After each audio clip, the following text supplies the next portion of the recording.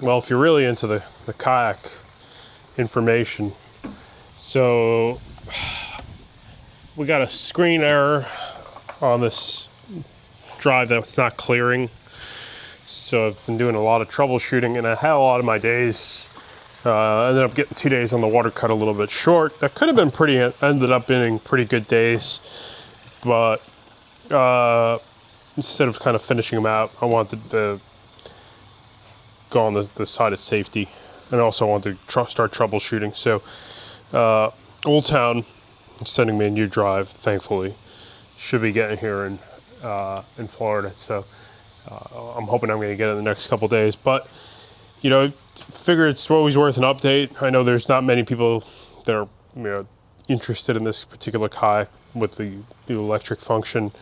It's a good kayak for me because I like it's got speed, it's got mileage, and I don't need spot lock and all that stuff. And I also feel, after having it break down 2 days in a row, I was kind of thankful that there's the backup propulsions wouldn't leave me screwed. But that's going to make me fish a little bit more laid back. We actually shore fished the other day, and it was really good. I'll have those videos coming. But I kind of lumped together these tougher days. I fished that Squidtrex lure for the first time. I don't have it here, and I had a live shrimp day. I almost feel embarrassed posting these, but you know what? It is what it is. Maybe you can learn something. I kind of thought the Squidtrex was kind of interesting. Anyway, it's talk. So a little bit of a breakdown day. I also broke my phone wade fishing the other day, so I got to do some work and get everything in running order. A lot of wear and tear that goes into stuff that you don't see on camera. When you get home, you got to clean, contact cleaner, re-grease, batteries, charging. So much stuff ends up going on. So everything needs some serious, tender, loving care. We're going to do some shore fishing going forward, though. That was really good. But yeah, kayak's still functional. I'm thankful it didn't get me in trouble. So, but at the same time, I need to get that new drive in, and let's sharpen some new skills. So first clip here I have is from trying some live shrimp on like some cove tarpon. And then the next clip is trying that Squidtrex lure for the first time on 7 Mile. So, all right, let's get this going, and we're gonna wade up. Well, not wade up. Put our dive booties on and hit the shore again. That was pretty fun. So that'll be the next video. Some shoreline fishing. A little bit better than I thought I'd do. All right, pretty looking morning. Let's give this a try today. It's rolling pretty good. Got lots of crap in the back. Got the live shrimp and ice. This kayak doesn't perform well with too much weight in the stern, but we'll try it. Caving in a little bit. I don't know who lives here. I'm sure somebody knows. But we're in the Florida Keys still. There's some stuff around. I'm gonna try to see if we can find some small tarpon in the coves with live shrimp, something like that.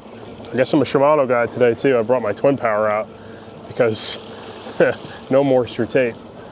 All right, let's see what we find out here. I see some good grass flats here. Let's see if there's any pinfish on this. I don't know if I should mix pinfish and shrimp in my live well, but maybe 1 or 2 won't hurt. I'm gonna take the chance. I feel like they can hang out together. Just 1 or 2. More than 1 or 2, you're gonna ask for trouble though, I think. Now look in this cove, see if I see any blowups. There's dead grass everywhere on the shorelines right now after all that wind and stuff, so it's a little harder. Came here a couple days ago, looked around. It was so windy I couldn't really fish, but I did see a couple blacktip sharks in here, so let me see if we got a few of those guys somewhere here. Usually those pinfish do hang on the drop, so if it goes from like 2 feet to 3 feet, something like that, there's gonna be some kind of pinfish or bait. I do have my shrimp, so it's the nuclear option. I'd rather start with a couple jigs though. There we go.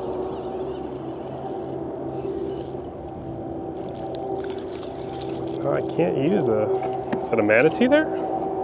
Up shallow on that flat? Yeah, it is a manatee.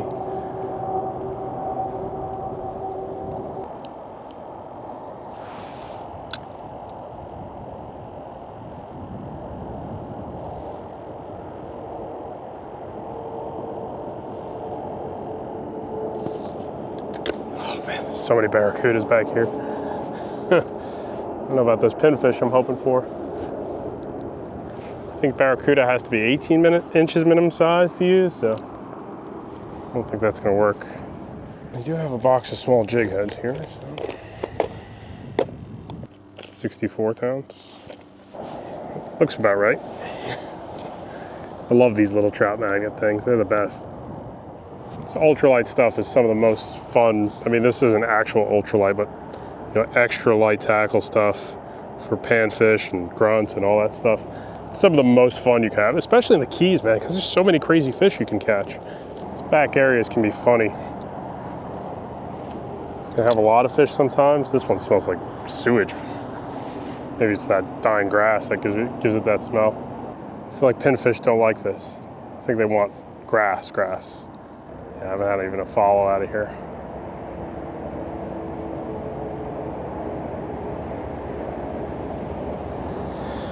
Okay. It's like that tarpon back lagoon stuff. Sometimes there's not too much else besides the tarpon in them. This tarpon can live in anything.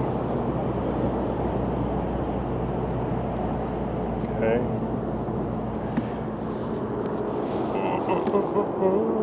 I'll just throw this little zoom then along the mangroves for a few. I see some tarpon rolling here though. Yeah, there's definitely a few of them.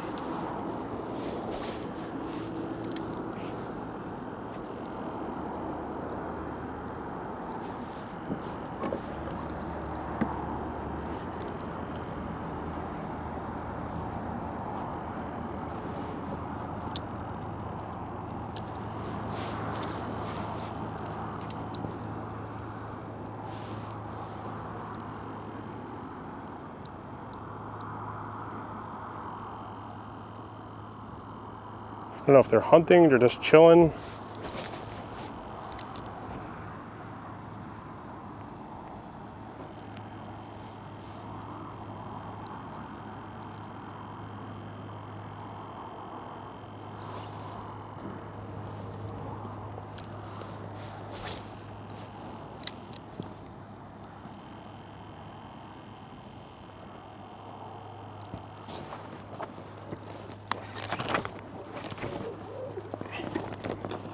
Perfect.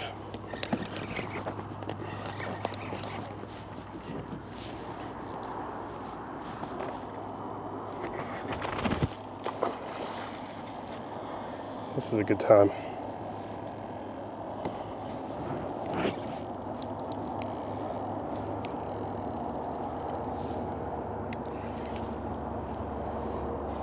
Simple stuff. 4-inch doom fluke, a 16th ounce jig head, 20-pound outfit, nothing special.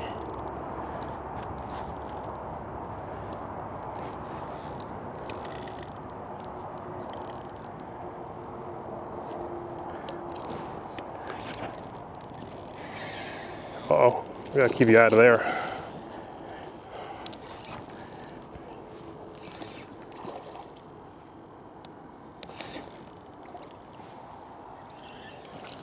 Didn't like the kayak, man.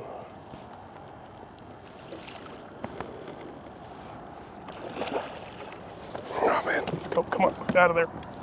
We're not going into those things. It's gonna be, let's try and, strong fish.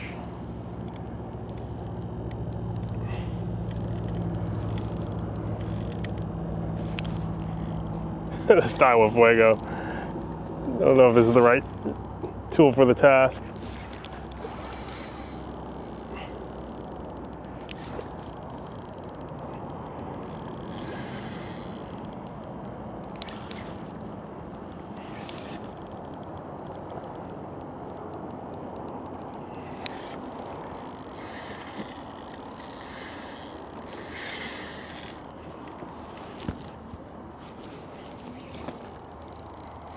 Got a heavier setup with us, just in case we do have some bigger tarpon here. Which I don't think we will find any, but you never know. It's been warm, a couple bigger ones can show up.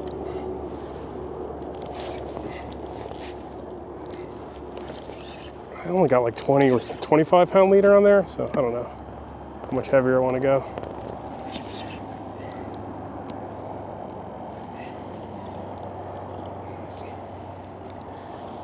Guess I do have to worry about a barracuda being back here. That's one thing.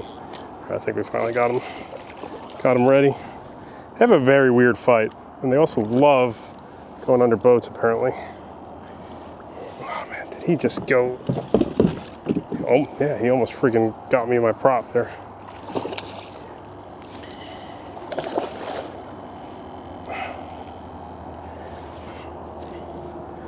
Bigger ones are such a handful, man. I've only gotten a couple like 50 inchers on the kayak, and you're in for a really long fight with light tackle.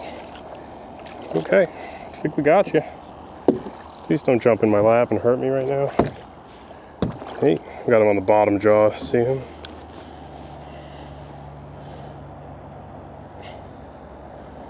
Okay. So over 40 inches, can't take him out of the water. This guy's probably, I don't know, 32, 33 inches, maybe a little bit bigger, maybe a little smaller. Your guess is as good as mine, but still, it's cool.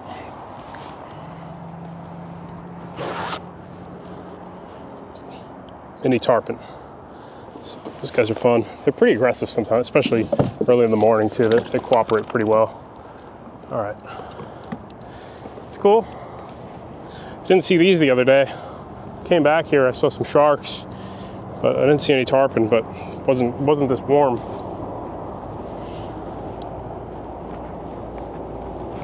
Yeah, we got him out there. I see him in the bay, rolling a little bit. That was our leader. It's okay. It's a Fathom inshore jig head, 16th ounce. Any 4-inch fluke is a good bait for them. Live shrimp back there might be, if we can't get them to eat artificial anymore, we can go to those live shrimp shortly after. I'm sure those will work too.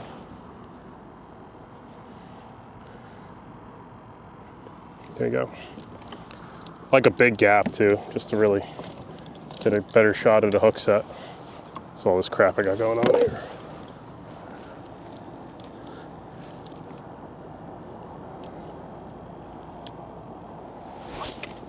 Oh no, I heard that. What happened there?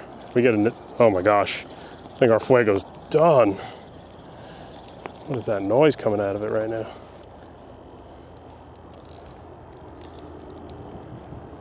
All right, let's try that again.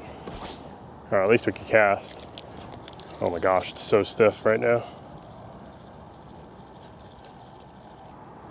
There's somewhere here, a few more.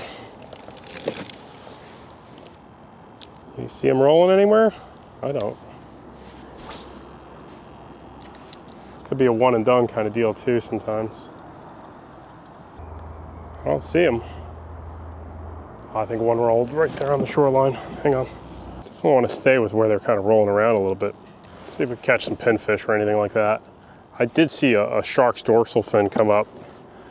I know there was a bunch of them right on that flat the other day. I don't know what type. If they're any big or whatnot. All right, Grunt, you're in trouble. I'm seeing some sharks up on this flat, so here's what we're gonna do. Oh, it's a mangrove snapper. I can't use you, sorry. I thought it was a grunt. I was like, oh, it's Grunt. He's in trouble. Can't use a mangrove snapper for bait. You can use grunts, pinfish, lizardfish, to name a few. Use the live shrimp I have on. Yeah, there's definitely a couple of sharks running around. I'm seeing weight get pushed every now and then. Don't know the type. Pokey type. Toothy type. Manatee sitting there.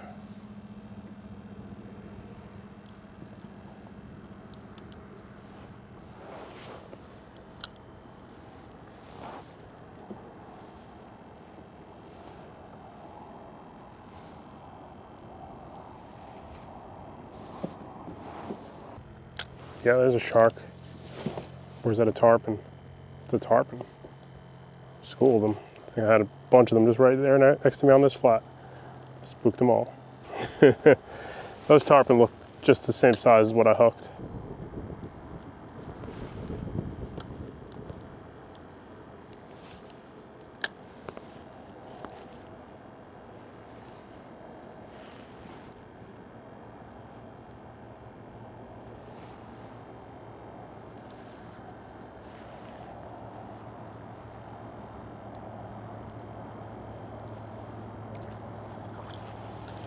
I can't use little dink barracudas, man, as much as I'd like to. I think this would be a perfect shark bait, probably.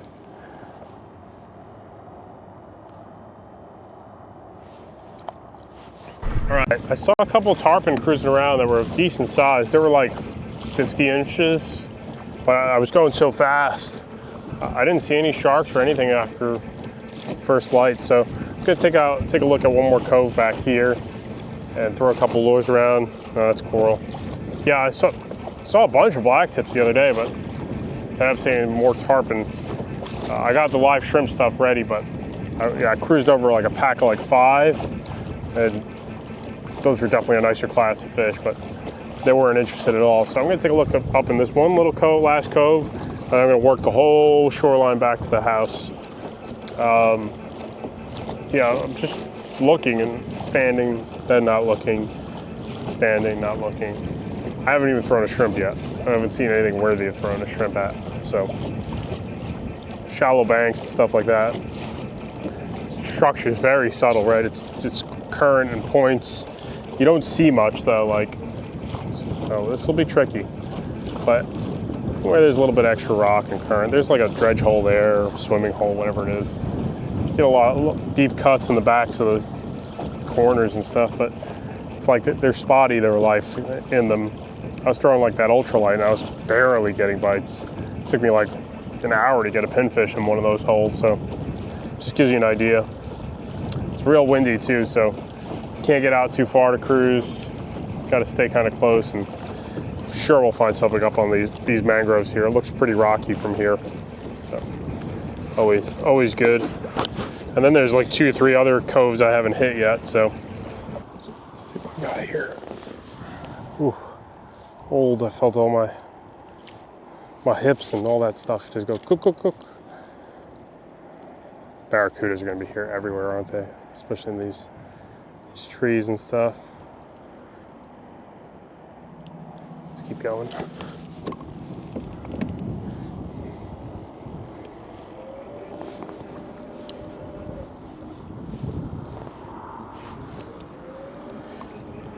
.2 feet. We're shallow water fishing now. This is as rough as it's gonna get for me. Looks a little deeper up there though, so let's keep going.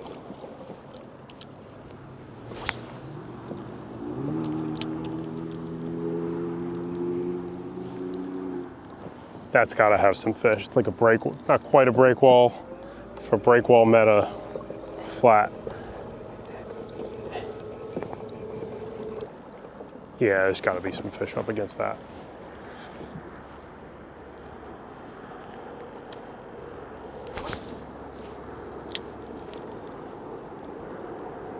See some tarpon here actually. Oh no, I ran over them. Don't scare them. Try not to scare them. There's a barracuda. F that guy. There are some free roaming tarpon around here. So let's get that live shrimp out there then. I feel like this might work pretty good here. Size wasn't bad. I mean, it's hard to tell underwater sometimes if they're big or small.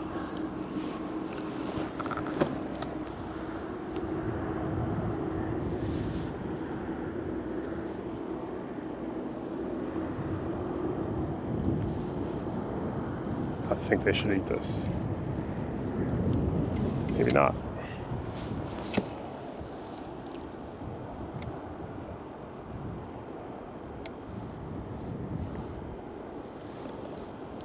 Tarpon are weird like that. They might not eat anything for the rest of the day.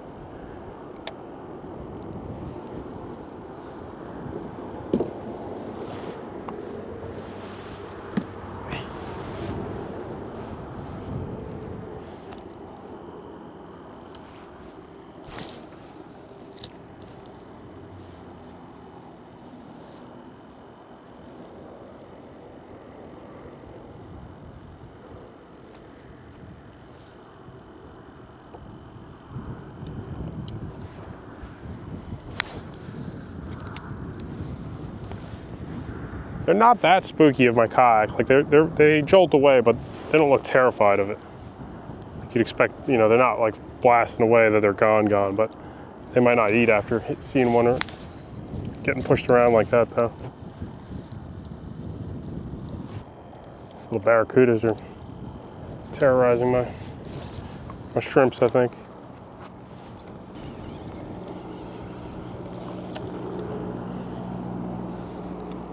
It's not gonna, that won't work.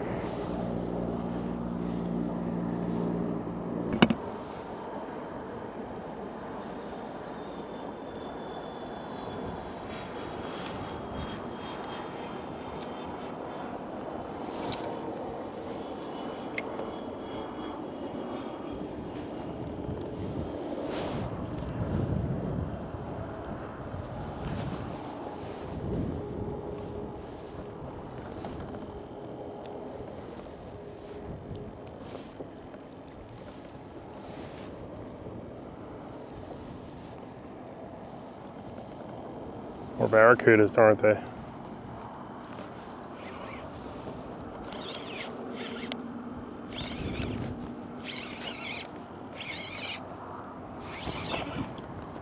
What is that? Mangrove snapper, of all things.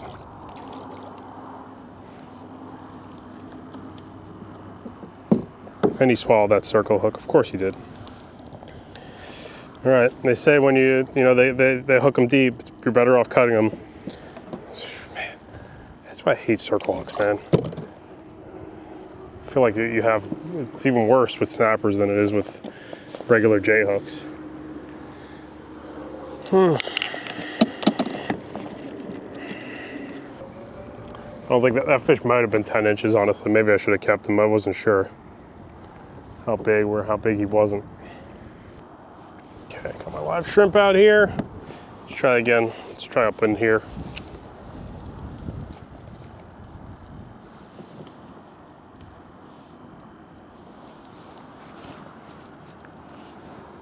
There's definitely a few fish around here at least.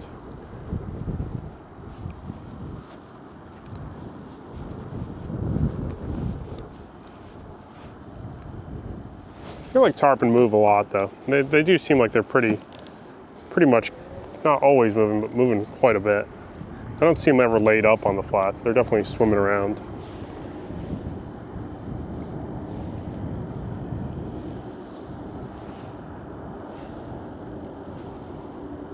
No fish here. It's definitely somewhere around there where that current is. It's kind of washing over a little bit. Go again. Let's try that.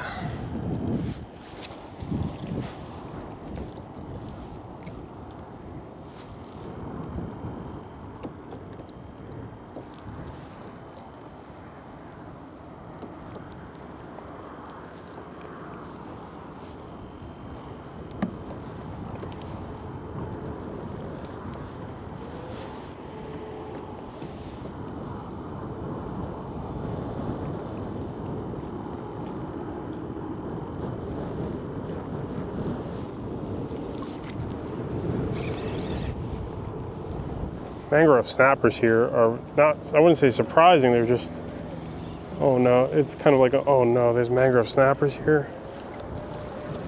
It's kind of my current mindset. It's like, oh man, I was hoping we have other fish here. Mangrove snappers are gonna be hard to fish through with live shrimp. These little, especially these little ones, right? That's not what we're going for, no way.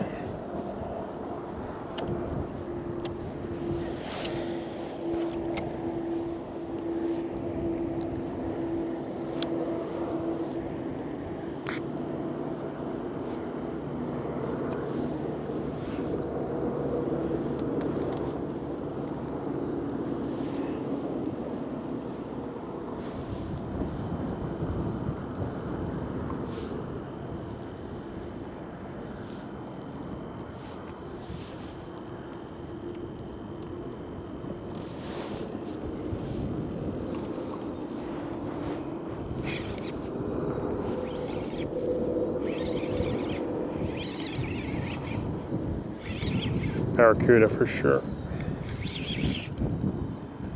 Oh, another mangrove. Mutton.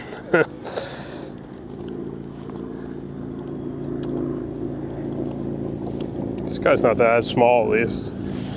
Might have been 11 inches at least. It's a little bit bigger. Still not that big, but I knew there would be fish here. It's just I don't know if you can. One more shrimp and then I'm out of this zone. I don't want to feed all my my prize baits to little stuff here.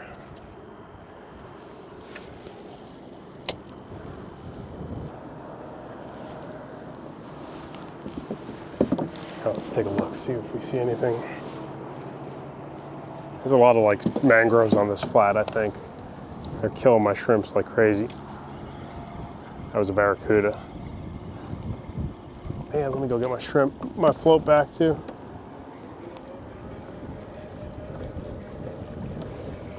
Definitely a barracuda. Scumbag. Scumbag, right? Bet you now there's a tarpon looking at it too. It's like, oh, should I eat the rest of this shrimp?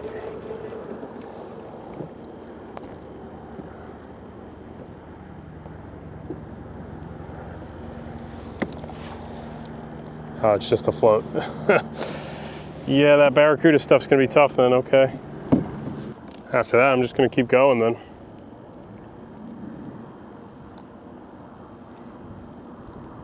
Back the other direction.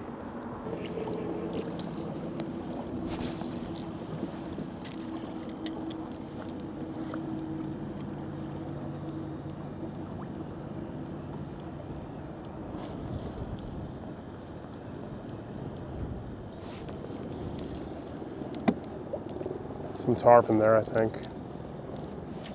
There's definitely a barracuda or two there. Spooked something, I could tell.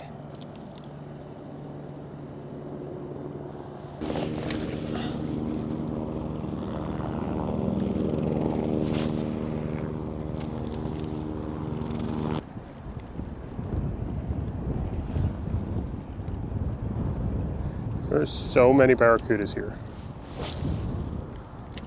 And so many 12-inch barracudas here. Not 12, but they aren't big. All right, I see a couple tarpon rolling in here. Don't know how big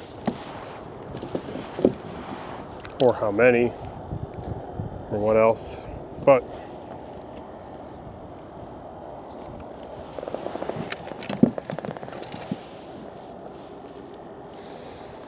let's reassemble our rig. It's 40-pound leader.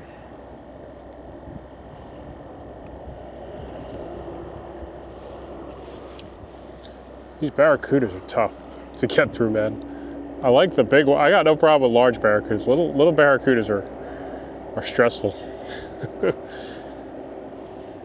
I must have. I don't even know how many I had biting my jig earlier. This looks like a quarry or something like that. The question is, how do you get through the barracudas sometimes? It's definitely a bunch of tarpon just cruising the mangrove line though, I think. I'm sure it seems like, at least. Like, I'm definitely running into them on every little corner, pretty much. Are they gonna want to eat anywhere? I don't know. But we know the barracuda is definitely gonna eat. Probably didn't even need to put that swivel on there, but hey, live and learn, right? Okay.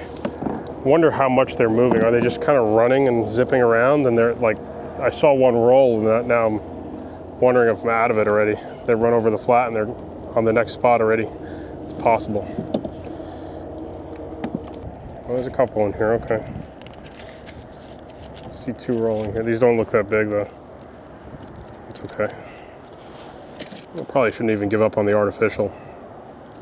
But live bait, bro. There's like 3 or 4 in here. They're definitely active. I can definitely tell they're active. They're moving around quite a bit. It's not like in winter when they're just sitting around. Yeah, I should probably switch to artificial here. I bet I could get a couple of these guys to bite in here.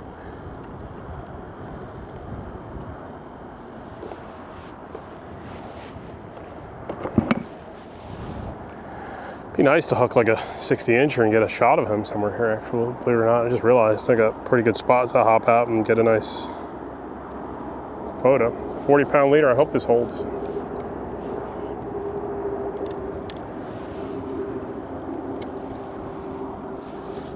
Oh, that didn't work. What happened there? At least we still got a shrimp.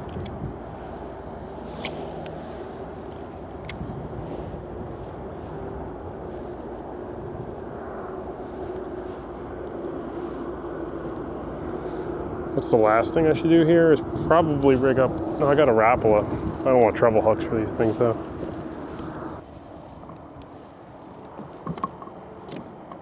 Ooh, he's getting nervous. It's definitely a barracuda. I bet it's a barracuda. It's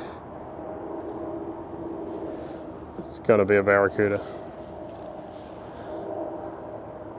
Yep, it's like the tiniest fish, of course. You see a tarpon roll, throw your live shrimp in there, and it's anything but a tarpon.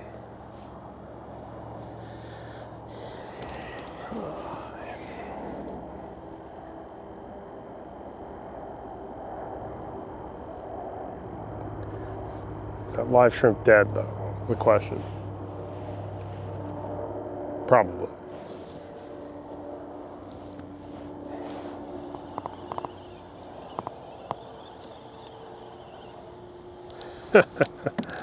Obviously, all of the above. Obviously, there must be so many like little needlefish and other small fish hanging out with these tarpon.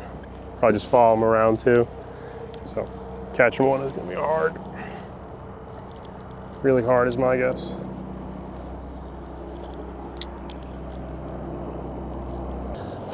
Well, I know they always like the leeward side of the. Like, they don't like sitting in wind too often. Barracudas make it tough, man. Never really tried, this cove fishing when it warms up. Just seeing that there's this many barracudas, like, wow. A lot harder than you'd think. That's why those back areas are the best, the ones that have no other fish besides those small tarpon. That's why you can fish through those little cudas because they're not in there. Threw at there was like 2 or 3 tarpon in that little cove, but I don't like those deep, like swimming pool type tarpons to get them to bite midday. I don't know if it's that they see so much pressure, they just act differently than ones maybe roaming around somewhere. But I've seen a few roaming, not that many, but a few. I've only jumped that one so far. Man, I'm surprised I'm not seeing any sharks or something on this flat much.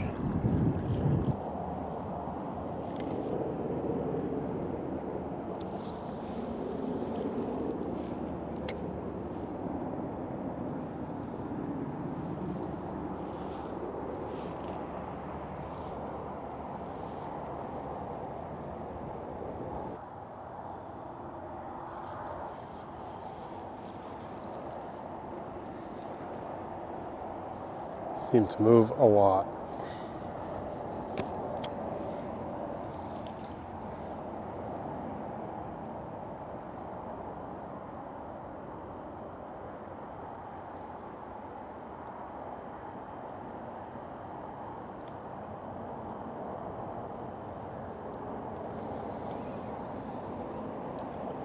Fair enough. Let's troll our way out with the big chunk dead pinfish or something like that. Dead grunt, dead pinfish. One of those two are coming out of here with me.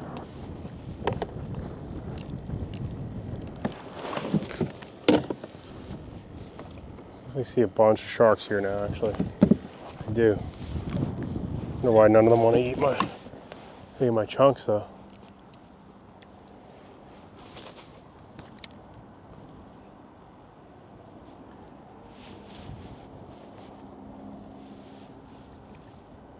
See, they stir up the bottom a lot too.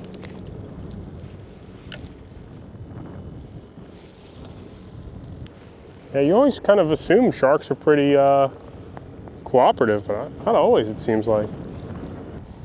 I just assumed you drift a couple chunks in the current here, you're gonna get 5 million bites. But I guess not. Shows what I know. Grossly underestimated these flat sharks. I don't know what types of sharks these are, but they don't like eating grunts. Tell that part. They're very particular. Extremely particular. All right, this kind of sucks out. I am going to get up on this bank here. We're gonna throw our live shrimps, try to catch some fish we can eat. I had saw a few more tarpon, but everything was kind of weird with them. I even tried to catch a couple sharks. They weren't interested in any of the chunks I had, so everything's midday slump right now. Slumping around. It's pretty lumpy.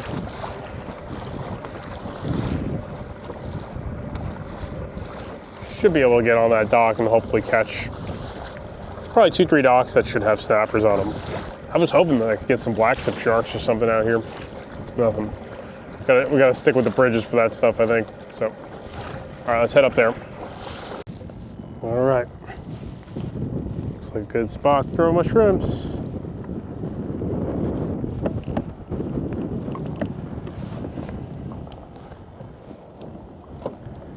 Rule number 1, you gotta keep your distance.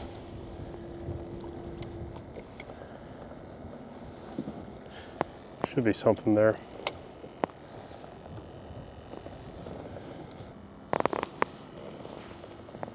Something was there. Ooh, something's definitely there.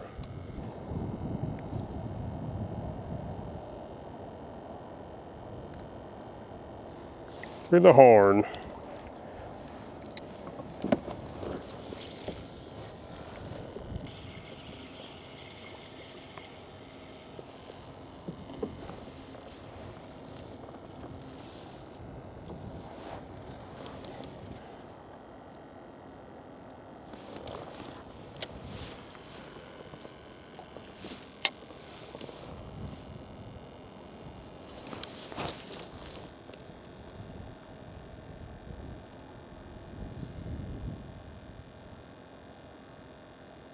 Small fish, man.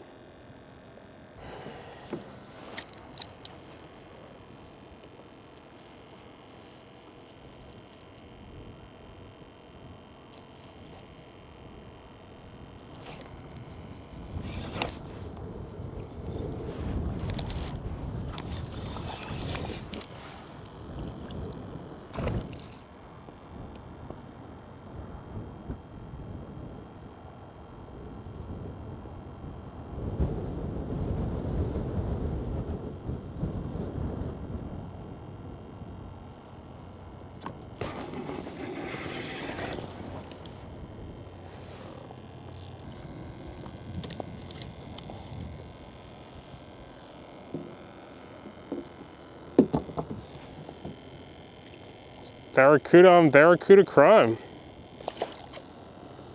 That doesn't happen every day.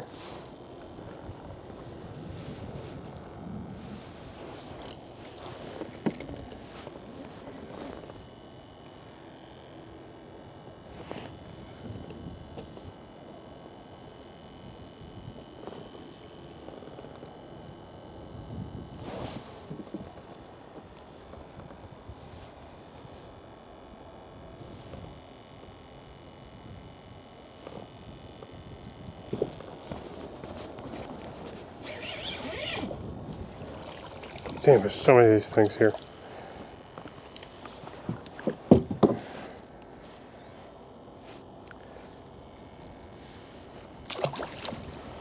It seems like I have finally hit a fatal error on my pedal drive. It's getting an error that won't clear display connection. I don't know what that means. I guess there's one last thing I could try to do here. See if this does anything. Reset my battery connection. Shouldn't take too long.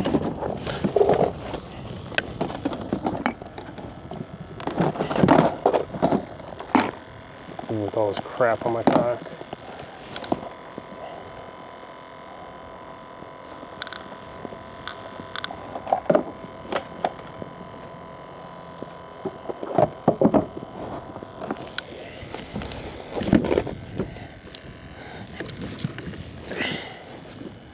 See if we can at least get one here.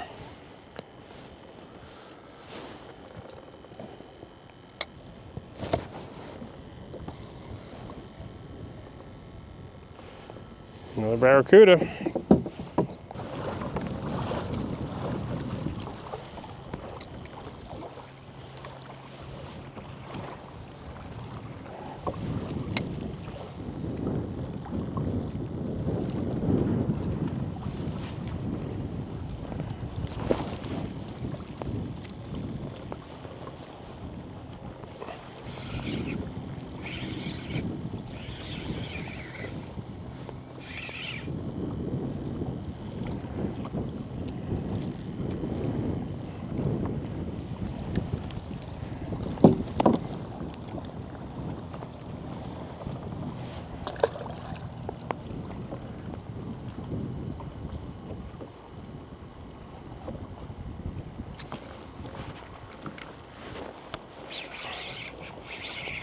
Got him.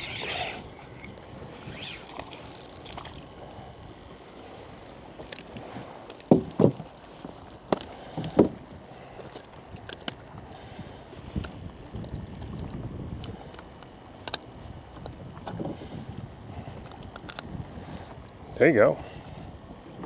One keeper. He's definitely a keeper. All right, I got hooked him, so let's keep him.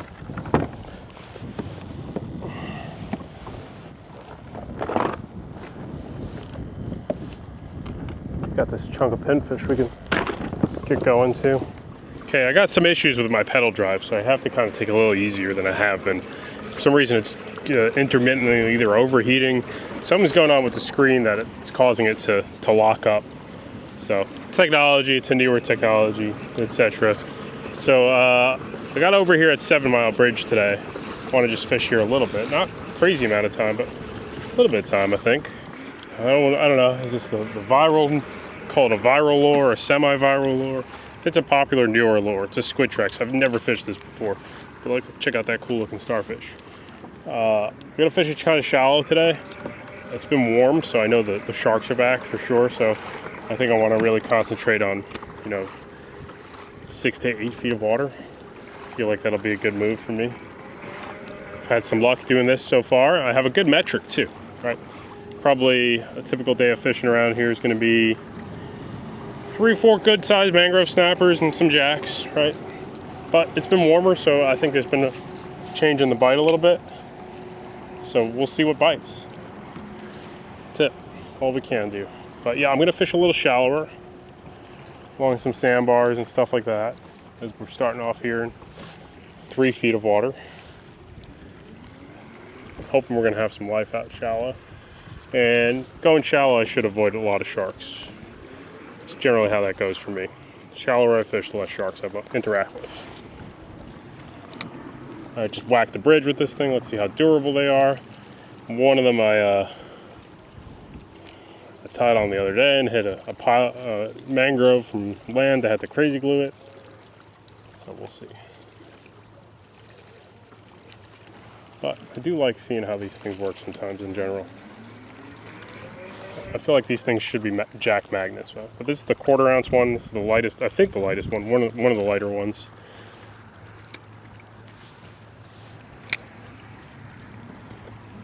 Yeah, let's see what we find. 3.5 feet. Should find something somewhere here. A little bit of current, but not, it's pretty mild. Noticing a lot more life up shallow last couple days, so a lot of life that was, in that deeper 10, 20 foot stuff seems to have pushed, more towards the mangroves.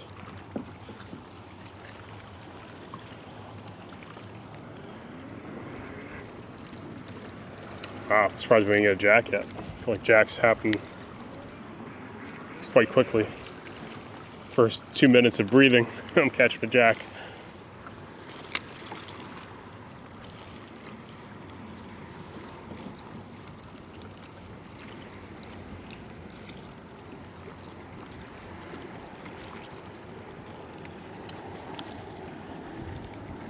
Might have been something there. think with the season already changed, man, it feels like it did. I'm seeing like a lot of smaller tarpon moving around by the house. Seeing a lot more small barracudas, a lot less mangrove snappers, a little bit more bait. Things have changed pretty quickly, I think.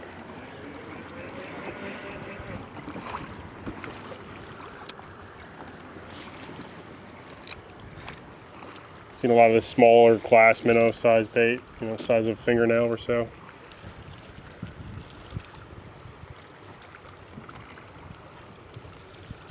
Don't feel like winter no more out here. And I think one thing I noticed, a lot less jacks around. So in terms of how much action we're getting, that changed quick too. If you like the jacks, that's a good thing. I mean, a bad thing for you, you know, catching less fish now. Ooh, I missed something there. Want more bites? It's not gonna happen probably. Ooh. What do you think that is? I think it's a jack, right? Big snapper. Squidtrex, look at that. Got him.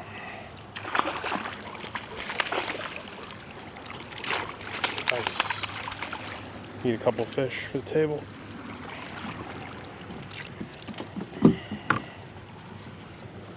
Oh, sweet. I could probably just drop anchor here too on top of that. I like that shallow stuff sometimes for this reason.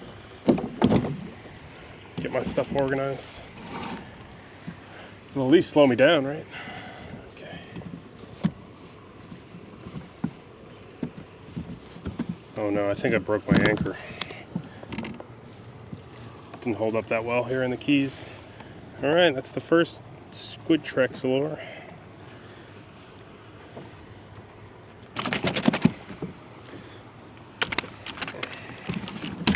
I'll keep this fish.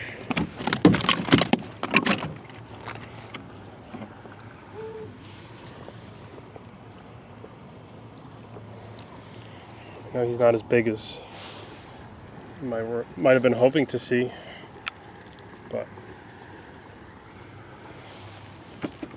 I'm getting a lot of messages about how many, you know. I tried live shrimp the other day. I didn't do too well. Okay, this is a 16.5-inch mangrove snapper, right? I think that's a good one.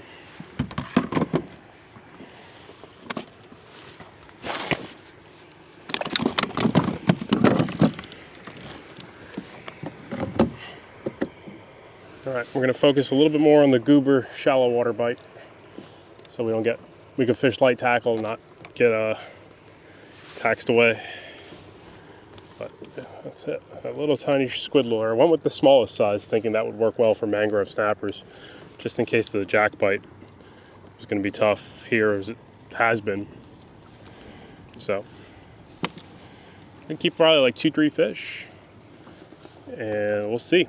Like I said, we do have a little bit of a metric, so I've been catching these mangroves somewhat steady with the right approach. I know I'd be catching bigger ones with bait, probably, but I'm okay with 16 inchers. I brought out some live shrimp the other day, and a lot of barracudas were killing them. Did get one keeper mangrove, but seems to be doing a little better with lures. At least it fits. I think it just fits my fishing style. So I think you need that bag of chum and all the other stuff too, though. And I'm skipping all those steps. So thanks, man.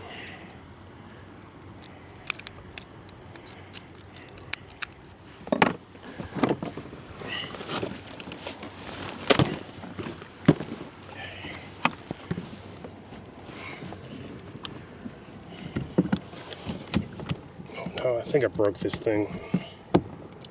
Yeah, I did. A corrosion here in the Keys kills these things, doesn't it? There we go. No, it's still not grabbing.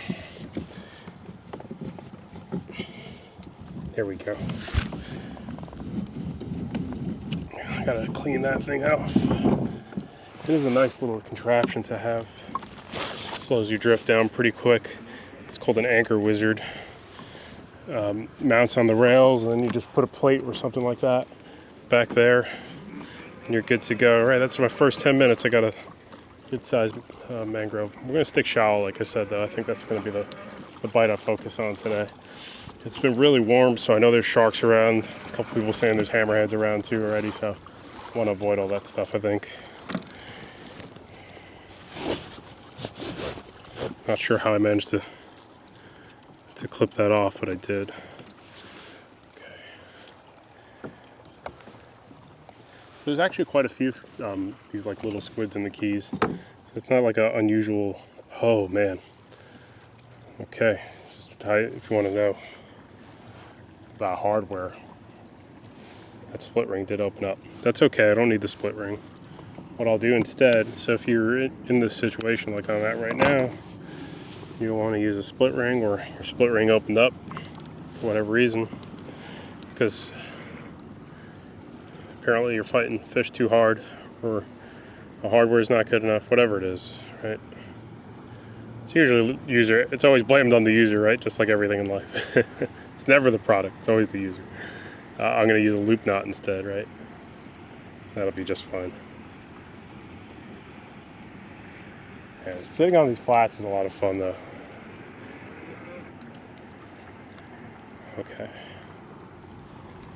There we go. Now we're going to have the same action as that split ring.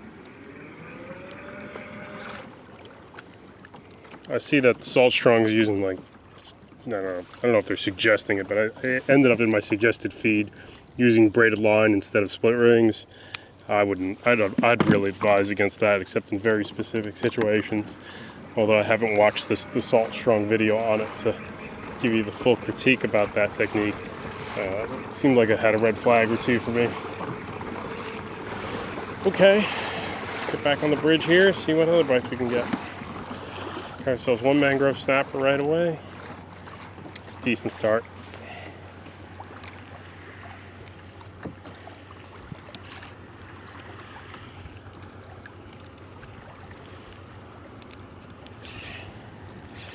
I'm all about going shallow sometimes, so it can be fun. Okay, that guy's a grunt. What kind of grunt? It's a white grunt. Use them for bait. You could eat them too when they're of size, obviously. Better size, rather. I don't know if they have a minimum size per se, but North Carolina, we get them up to about 16 inches. I do like them.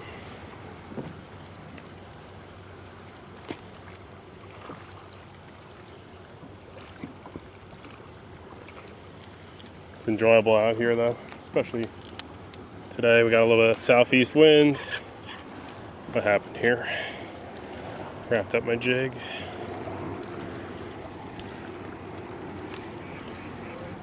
This is Shimano Stratic 3000. I replaced my Certate with it. And I'm hoping we're gonna have a good day. Not get wet. Catch a couple more fish.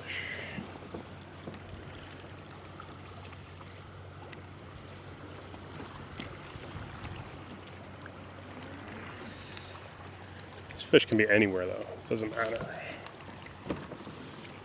I generally do like being around some flats though. It gives me a little more ease of not worrying about getting sharked really. Very rarely do the bull sharks run up on these flats, maybe if they're chasing stingrays and stuff like that. So if you want a little bit more something chill, you know, there's a lot of like shallow 3 to 5. It's not to say it's not going to happen though. I don't want to like, you know, put out false hopes to somebody and then they message me saying they got sharked and shark ended up in their kayak. You know, I really don't want to sugarcoat something that I have no idea about, which is sharks. You might find like lemon sharks up shallow too. But lemon sharks are usually pretty docile until they're fired up. Actually, honestly, most of these sharks are relatively fired up until, docile until fired up. Seeing a couple fish here.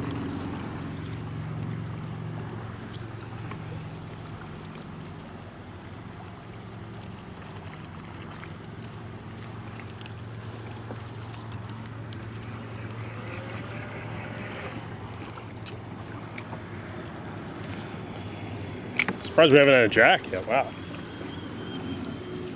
One snapper, no jacks.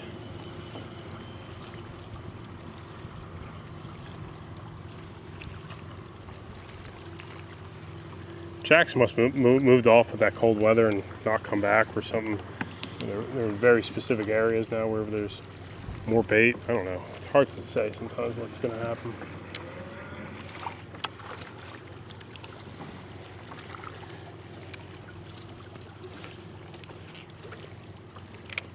It's a lot of this like fingernail size bait though.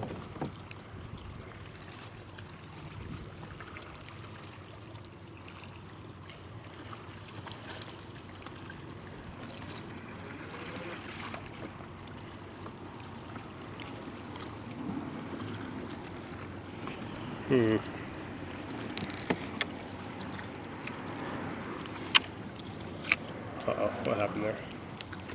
Using those swivels, man. You know, those swivels make that noise. Sloppy. Try not to reel. If I do that, I try to flip it as gently as possible. Yeah. What's crazy is I saw a couple of the bar jacks like really shallow in the backwaters this week. So I was like, oh, I guess the jacks are moving back through. Like the bar jacks are like, they look kind of like the yellow jacks. Not quite. So I kind of just assumed the jack bite would have just flipped right back on after a week of warm weather. Maybe not. Maybe my shark, my whole shark concern, the bull sharks are always here though. That's what I'm starting to feel like. It's got to be cold weather for them to not be here. So I haven't fished these pilings yet. Okay. Just looking at my chart, following along. I don't really need the fish finder. I'm just, where have I fished and where have I not? The shallow water stuff, it's like, it's hard to keep a bite going in a zone. Like the channels, you can really work for 20 minutes. Shallows, it's just not worth it usually. It's a couple fish, then move on. Another couple bites, move on. But you could always sometimes find like look downs and grunts, a couple of these other fish to keep you busy a little bit longer. But, I had a bite there. Throwing these shrimp lures, squid lures, just trying to get a couple of nice bites and move on to the next spot, I think.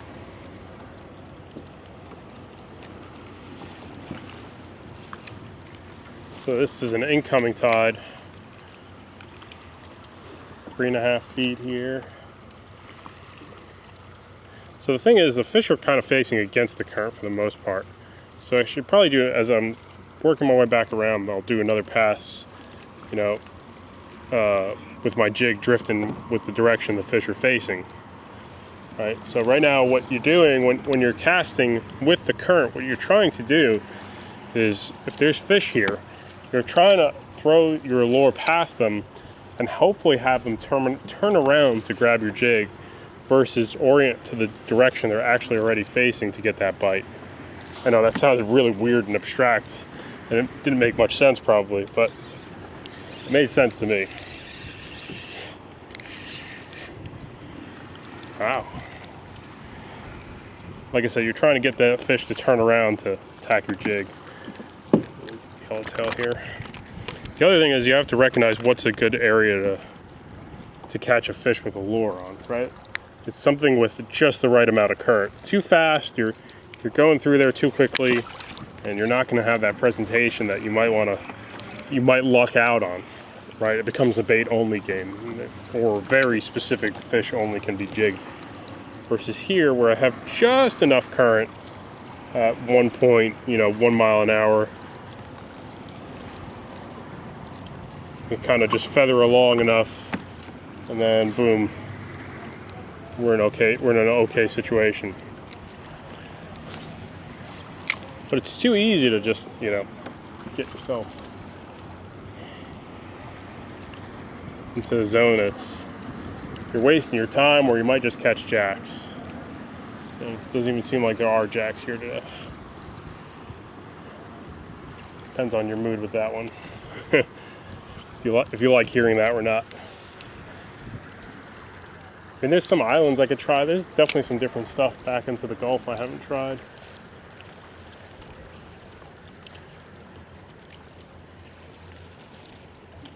I think this is the end of this sandbar here.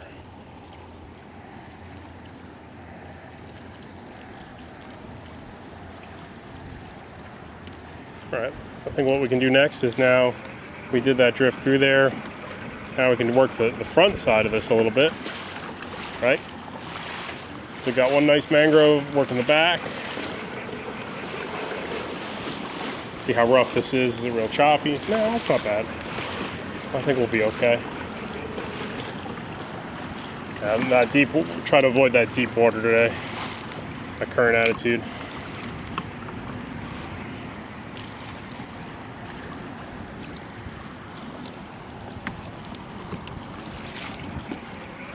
So yeah, as I said, the fish are facing this direction more than anything.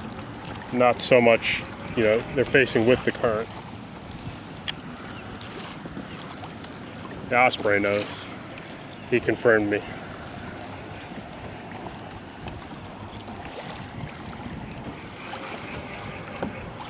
What's good about sandbars, though, they do always have bait. Grass flats, rather.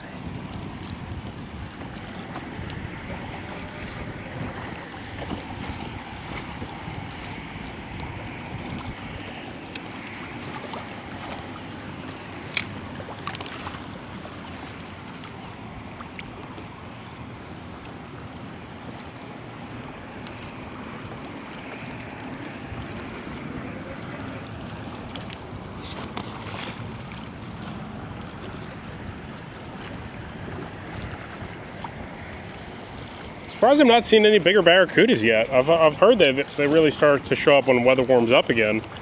Well, I haven't been seeing too many of them. The only thing I got to see was some really big snook when the cold hit, but they scattered really immediately as soon as it got 1 or 2 warmer days. So I kind of stopped seeing them quite quickly. Something there. Grunt. White grunt.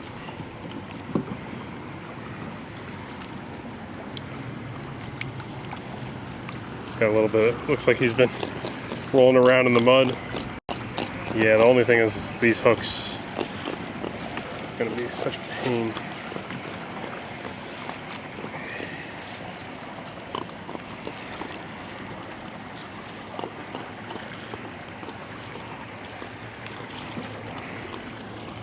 It's almost worth filleting, honestly.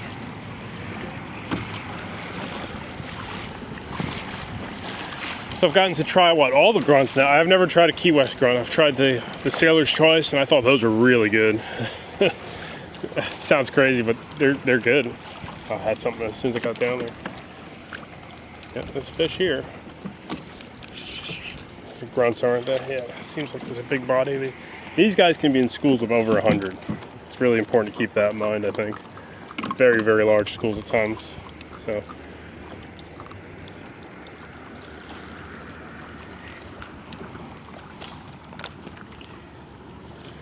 No, they're just fine to catch, but you know, there's a couple spots by my house that there's like quarries and stuff. Oh man, you just put a little 1/64 ounce jig and you catch those little grunts. I have such a good time.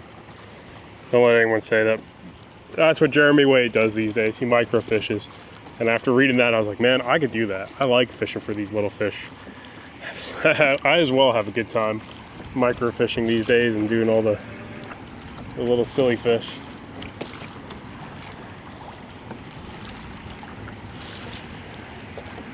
Grunts. I wish we had big croakers still where I live. And croakers are also a really good time. But unfortunately, it seems to not be a thing anymore. Croakers and spots. Can you imagine how much fun it would be to, you know, jig and catch big croakers and spots with all this new modern light tackle, noodle rods, and all the jigs? Because croakers and spots are really aggressive fish for the most part, so I think it'd be a lot of fun. A lot of fun, in my opinion. All right, let's try right there. Well, at least we got a nice snapper pretty quick into this goober fest. Oh, got one there. What's that? Okay, this is one of those bar jacks. Yeah, I was saying I've been seeing a few of them.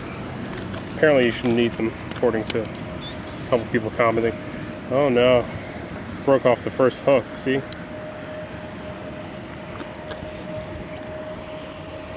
So I guess if you break off these hooks, you got to put an inline single on here or something like that. Maybe they sell replacements. You know, I'm not too sure. But yeah, I broke off that one. Oh, this one's almost toast too. So I guess I go home and put on a new hook of my choice, huh? Good to know. Okay. Fortunately, I didn't pack spare inline hooks with me on the water, so that's something to keep in mind if you want to give these Squidtrex lures a try. It's an okay start. You know, they smell kind of sweet. But yeah, okay. Well, good thing is I have another one tied on right here. Hang on.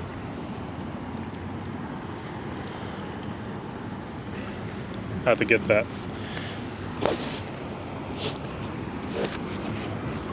Had to get that off. Yeah, I don't know. So, well, either way, right? We can't fish with this for the rest of the day, but at least it's not trash after this. See, I don't break off too many lures in a day of fishing. So if you're somebody who regularly loses a lot of lures, I don't know how to say it anymore. You might want to rethink even messing with these things. So I have my own metric of how I'm judging lures and how I'm fishing.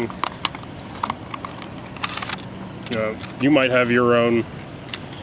Are you price? Are you results driven? There's a lot of ways to think about fishing lures. You know, results is one thing, right? You know, or use some kind of balance. Or is it just like, okay, I mean, so far, yeah, it's been holding up. I mean, at least the tentacles held up. Now I know I'm gonna probably just pack a small treble hook. I think I'll just use a small, strong treble or an inline if there's a lot of jacks. I personally don't love these assist hooks though. I'm also probably the only kook who thinks a 1/4 ounce is the size I should be using for most fish, right? I think most people are going to use an ounce plus, so I'm going with a very light version of this. I think most people are using an ounce, probably like the 40 gram is probably the most popular, not this stupid 1/4 ounce stuff. I'm always fishing too light, you know, because I was taught you always want to fish the light as possible. And I'm already set in that way. I won't be able to fish 1.5 ounces in 6 feet of water effectively. 1.5 ounces, all right, let's go to 40 feet for that. So that could be also error in my ways. Okay, but in general, I always like those white and glow colors of squid. You know, they make some weird darker color squid lures, but you know, squid in general are pretty much found not exclusively in clean water, but you know, you don't really find squid in that dirty brown inshore water. They're definitely a clean water sort of thing to see.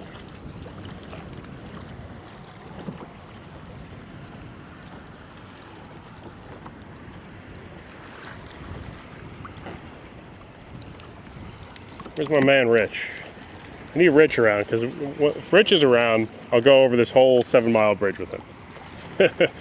I don't like doing it solo, man. It's a lot of miles. If something happens, you just don't want to risk it. I mean, I sound like a wuss, but you know, a mile alone, 2 miles alone, that's okay. But to do like a 6-mile fetch quest solo, I don't know. Something kicks in my brain. So these fish now, I'm drifting this squid jig into the direction they're actually facing, right?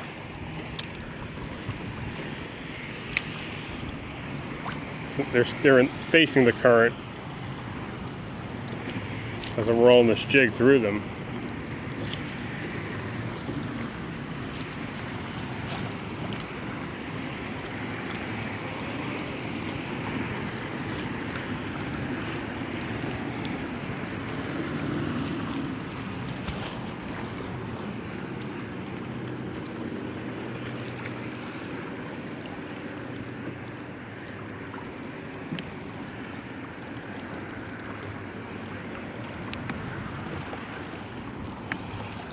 Well, you know how it goes. It's hit or miss. There could just be two 100-pound tarpon there, and they ain't gonna budge at my stupid squid lure. They're gonna laugh at me and be like, "Get that out of my face, man." I don't blame them. I think this is the smallest Squidtrex they make, that 1/4 ounce size that I'm using right here. Had a little bite there.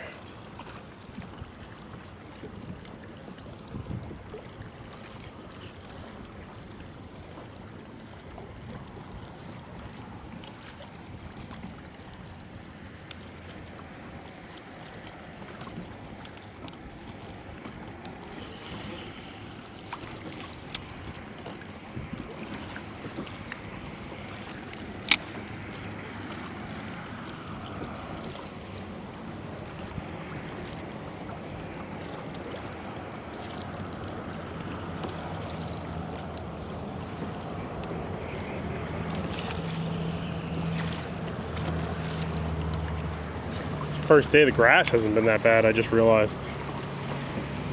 I mean, there's not much coming down. Maybe things are changing. Yeah, seasonally might have hit something different too right now.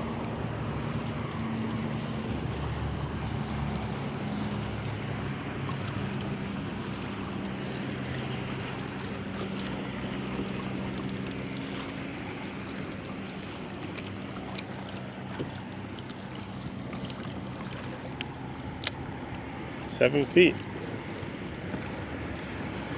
Shout.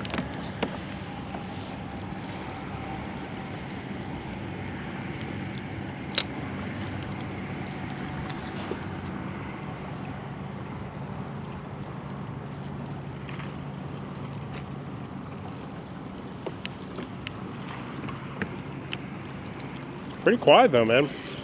We haven't had that many bites. Makes me think this might be my last, kind of like jigging trip to the bridges. Unless weather really tells me to go here. But in terms of like an enthusiastic run to the bridge, it's definitely a change right now. Ooh, there's somebody. Oh man, heck yeah! That's worth its weight in gold to catch a porkfish on a lure. So you can't keep these apparently, only for aquarium purposes. So I guess they're like kind of like a treasured fish here. I don't blame them, man. Those are beautiful fish. I would never voluntarily kill a porkfish for bait. I can imagine the thumbnail of having one of those things.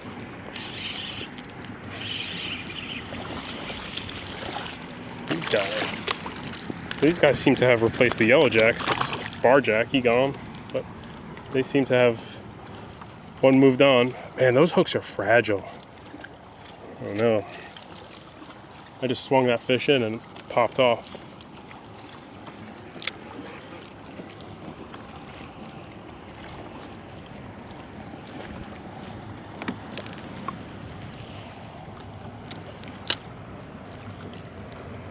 Oh man, we got guys spearfishing, I think, man.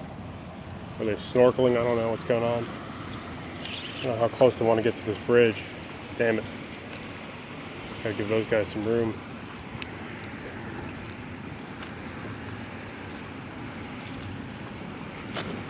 Get my mangrove well buried and nice here.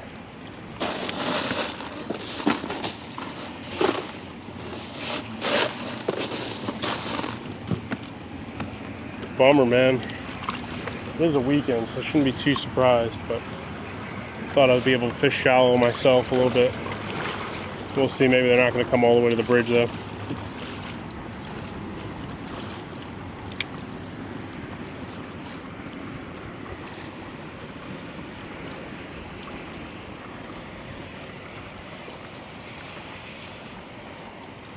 Okay, they're going for something shallow. That's good. I was worried I was gonna have to leave this area for them.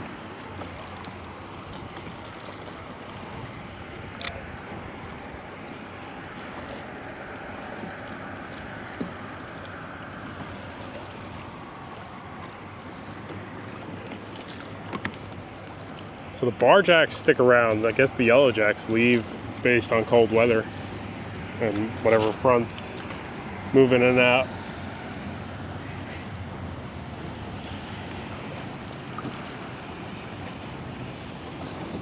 I didn't really notice if those bar jacks had many teeth either. But all I know is yeah, next fish we're gonna take it easy on it. Any more good snappers, will definitely proceed with caution on bringing them into the kayak.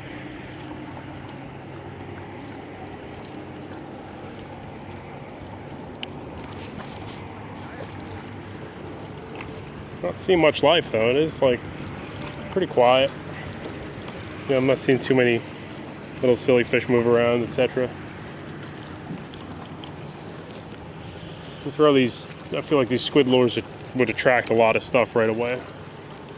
You know, kind of like a live shrimp. They just got so much fluttering from tentacles, etc.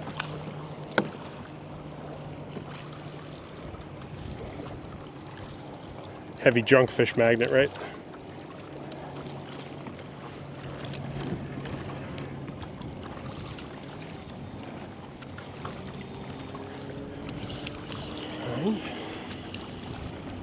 Had a nice vibration on the retrieve though.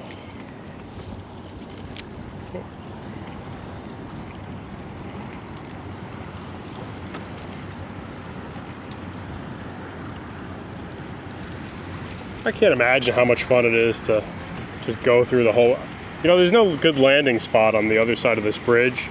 That would be such a fun trip though, is to go all the way through the other bridge to the end of the bridge there, land your kayak, jump in an Uber, come back. You know, maybe there is a good landing spot, Sombrero Beach, I guess. But be a fun video.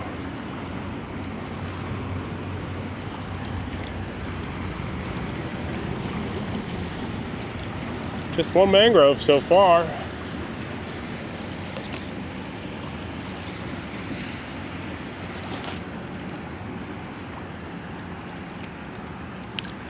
Got a bite there.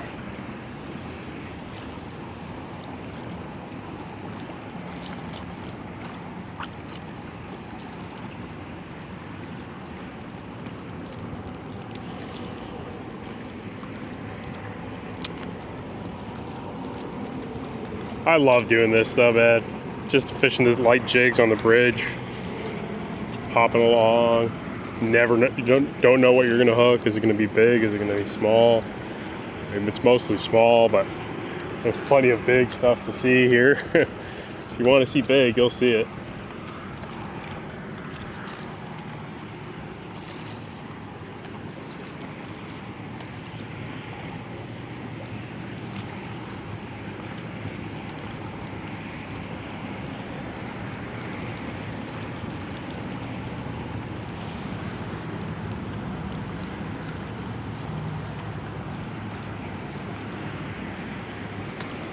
I think that's an eagle ray. Monster eagle ray. Oh my gosh, that thing is giant. Wow. Just wow. That thing was so big. It's like the size of my kayak. Don't want to snag that guy. Or any of his friends. No, no, no, no. He was just sitting on the bottom sleeping and I snuck up on him. Big eagle ray. Another one right here.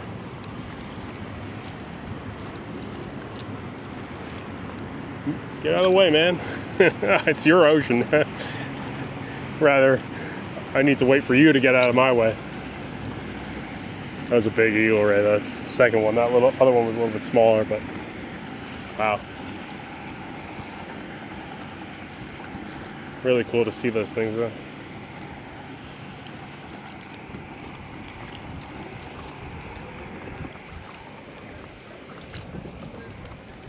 I think that's what the hammerheads. I mean, the hammerheads eat the tarpon a lot too. I wonder, do the hammerheads eat the eagle rays? They seem pretty docile. I wonder what they eat too. They probably eat crustaceans primarily.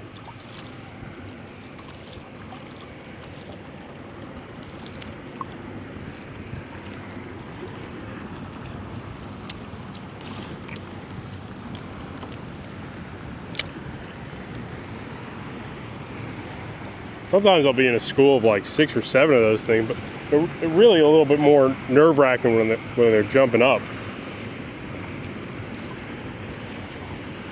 Usually when they get that burst of speed and they sky up, I don't know why they sky up. Is that a mating thing or who knows? But yeah, that's usually pretty intense to see. Not too much life out here, man. You never realize how much you miss the yellowjacks when they aren't here this day. Had such a slow week of fishing that I was just like, oh, I'm gonna look forward to just catching yellowjacks, at least if anything.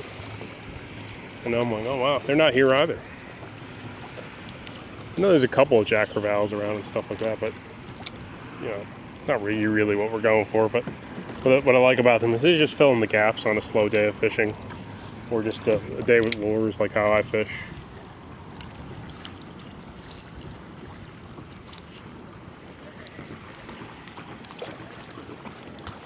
That's just a rock. Looked like an eagle ray at first.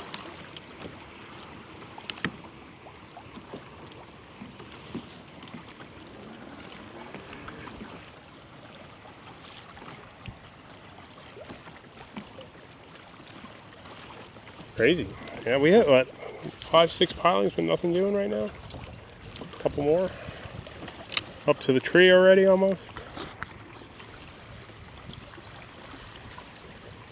Gonna hop back on the other side, I think.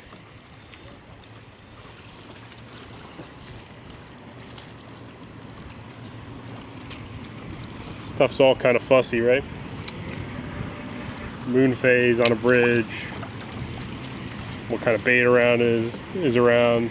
The depth you want to fish. Here we go, had something bite there.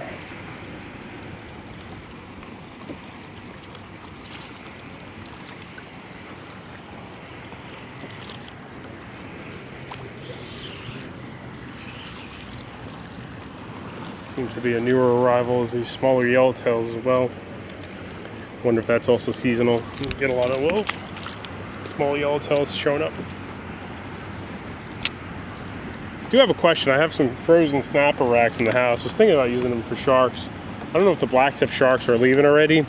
Did see some big blacktips like one day, and then I haven't seen them since. So I was like, oh man, missed my window on the blacktips, I think.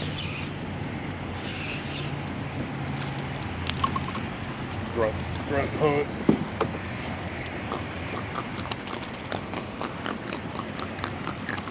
Because those blacktip are kind of fun, man. You know, I know Justin Kayak Catfish has been going after, you know, kind of the blacktip a little bit more, you know, exclusively. Kind of forget how much fun those guys are. You know, it's the other sharks I'm not too crazy about.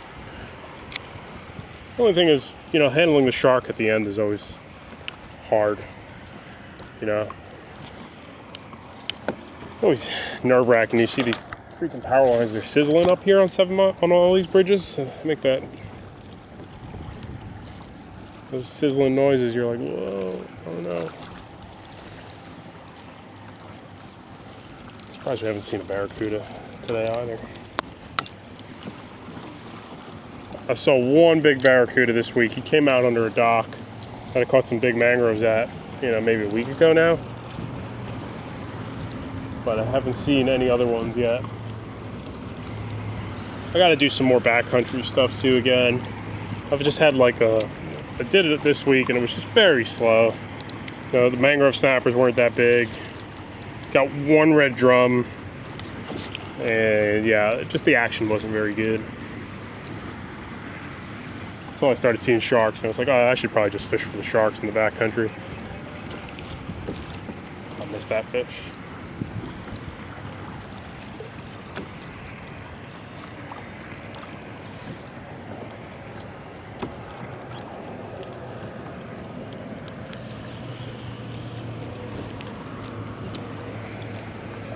What I did get surprised about was the amount of decent-sized mangrove snapper I found by my house in like 2 feet. They were so shallow. I was really surprised by that, how shallow I was catching some decent-sized mangroves for a couple trips too.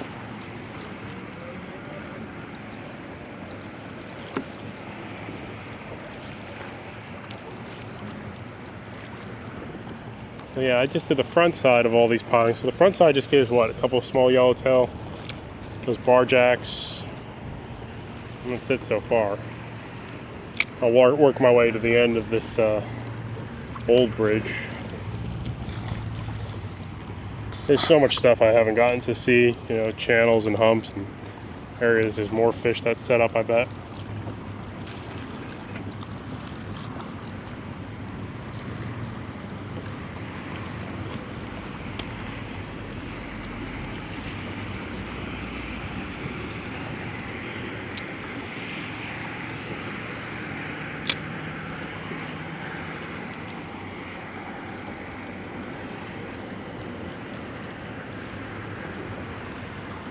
Got a bite there. 2 bites.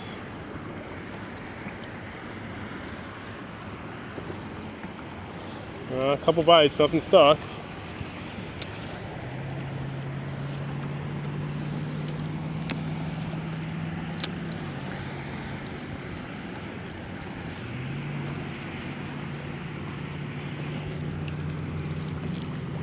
Ooh, there's some. Oh man, only got one little tiny hook left on there, so. There we go. Bar jacks. Oh, 2 West grunts. Different grunt, right? So we had the white grunt. This is the Key West grunt. It's always a fun fish to look at. They got some really cool colors always on them.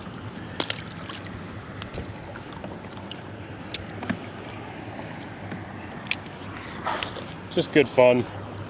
Simple fun. You don't got to be too fancy to catch a lot of these sorts of fish.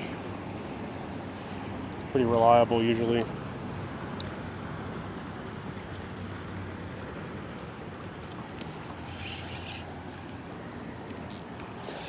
One little tiny hook here. Another one of these guys. The other fish I caught this week in the backcountry that was cool, I had like a 14 or 15 inch mohara. They look kind of like a sand perch or a silver perch, white perch almost. Never got a big one of these yet. I know there are. I've seen, as I was kind of scoping some real off the beaten path stuff, not quite fishing yet.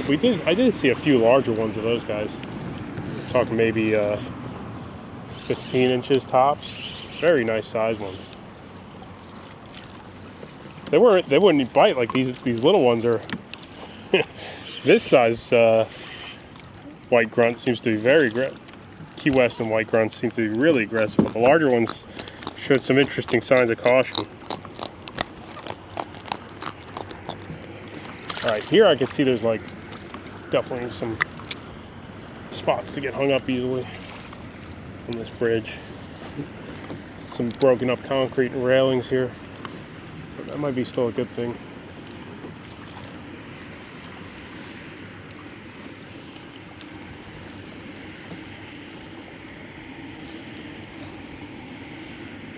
Beautiful. It's going to be a beautiful day today, though. Glad you guys are watching with me. So I did do one edited video. It seems like algorithmically things are, I think what I might end up doing for the future is I might do, how should I say it? Edited videos are going to be like bridge, this sorts of types of videos. But then I'm going to do videos like this, which are more, you know, schoolmaster, huh? That's a schoolmaster snapper. I don't know his minimum size, and I'm okay even if he is a keeper. I believe it. I got a nice sized mangrove snapper, but this is a cool fish to catch. I don't catch quite as many as them. But yeah, I'm already kind of happy. Wait, today's starting to go now. And then on top of it, I think I gotta figure out the new structure of Elias V Fishing's videos. The business decision behind all this stuff. Well, the good thing is I'm pretty much fishing the same way. Honestly, the uncut videos allow me to fish not as much of a YouTuber, how should I say, right? I'm more fishing, I think, it makes me feel like I want to fish more ways that I want to just fish without worrying about views because the views are higher and then the watch time. So, you know, unfortunately, at some point, like most careers that are hobby or passion driven that you take down, things change eventually. It's hard to explain. It's more of a let's talk behind the desk about how, you know, even though it is my passion and I love fishing still, something was following this squid, and you gotta sometimes do things for monetary incentive. Unfortunately, I wish I didn't have to. I really do. But at the end of the day, I'm human. I ain't the kind of guy that can make life happen for spend $1 million to make $30,000. No, I can't do that, unfortunately. So I need to just do it, you know, as well as I can.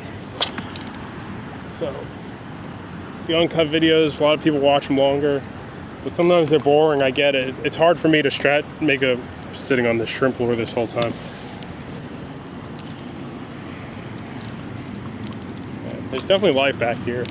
Had a few more bites, but it did feel small.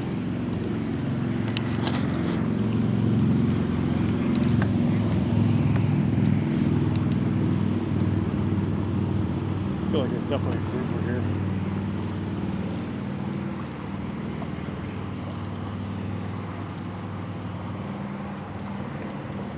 That's it, just one schoolmaster. There's so much broken debris back there, so I'm just assuming I'd get a couple more bites. Far more broken up stuff here than any of the other pilings, but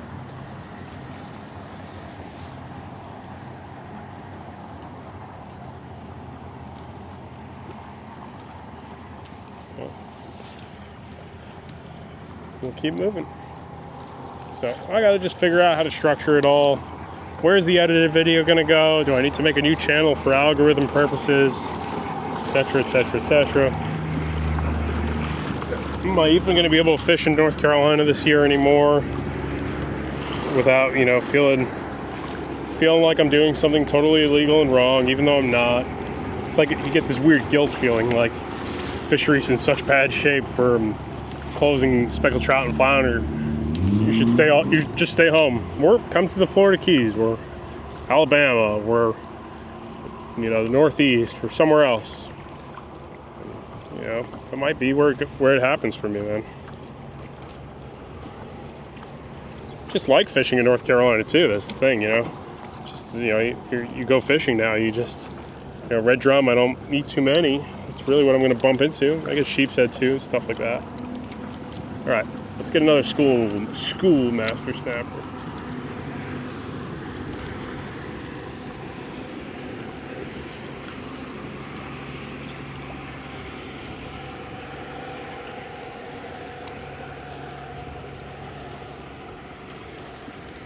So I guess the yellow jacks, you know, this is the time of year they kind of leave, right? We're thin out. I did say, when I was walking around Long Key Bridge the other week, a couple of guys were saying that this wasn't a good year for the yellow jacks. I don't know. That could be something that fishing pressure is starting to get to, because what do they have? Well, pretty much, I think they had like 100 fish bag limit, and you know, enough people take advantage of that.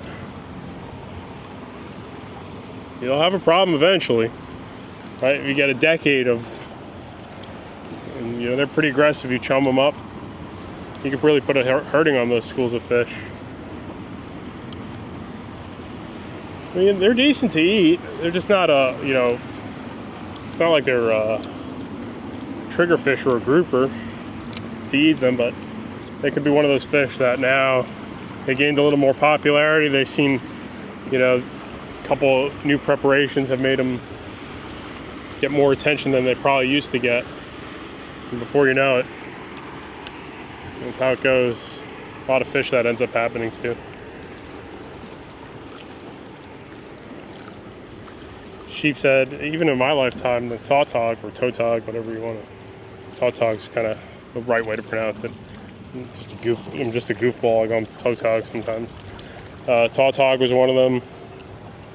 Even now, people talk about sea robins and how good sea robins are. So, you know, as you have a few less fish of certain varieties around, before you know it. I had no idea I had that there. That was a jack, wasn't it? I think it was. Something just followed up smacked it at the kayak there.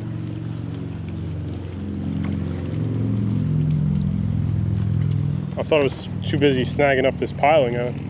Before you know it, there was a fish chasing my squid in. Oh well. What are you gonna do? Missed that bite.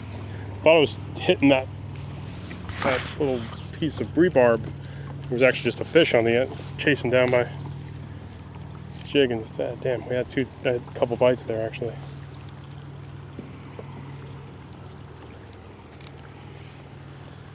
Thought that was a nice sized snapper because he swirled on it. Some water moved for sure.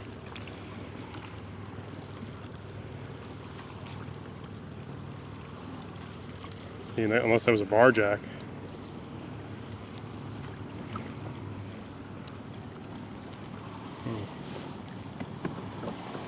Dang.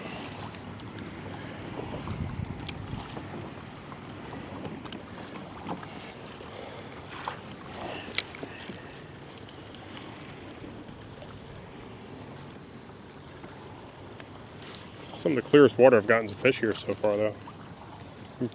Pretty dirty for the most part, most of my adventures through these zones, I'd say.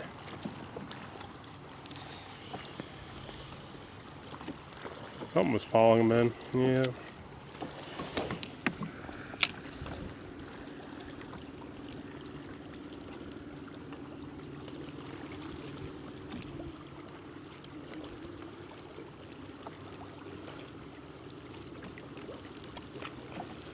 I don't know about that, what that was. Could have just been bottom.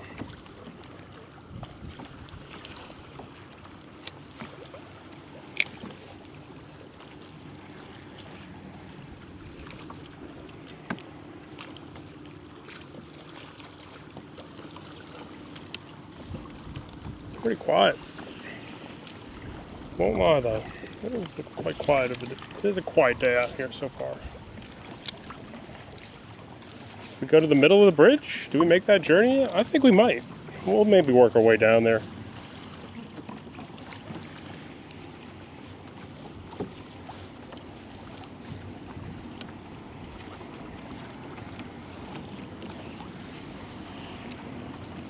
It's interesting to see though how the deep water and the shallow waters fish different. It's more enjoyable to be shallow, I'm not gonna lie. Just, it's a little more chill, current slower. Casting lighter lures,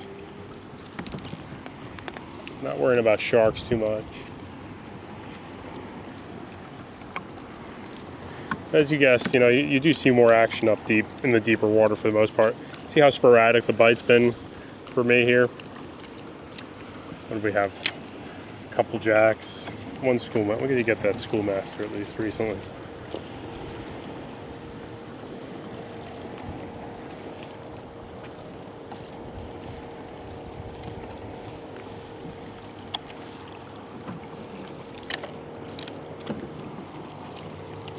What other fun options we got here?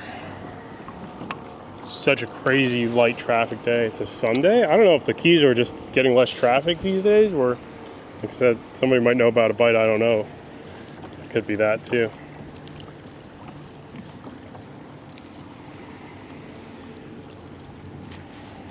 There's something there. Got him that time.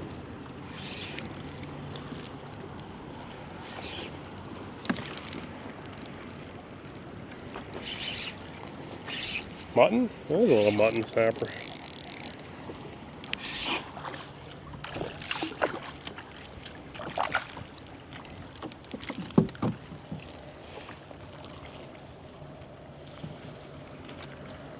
Gosh.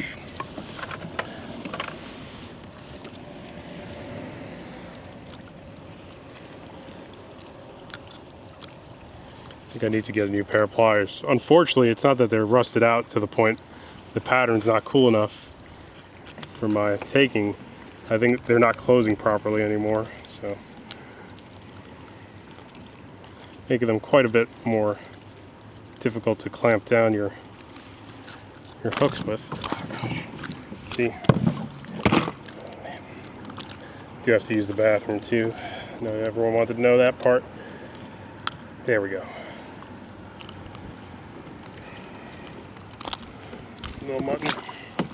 All right, let me, hang on. I got a nice cup of coffee that's got to come out of me. And where's our sunblock? Did we leave our sunblock in the car? I'm notorious for that move. I think I did. Dang. All right, I'm gonna face up. Hang on. Gotta use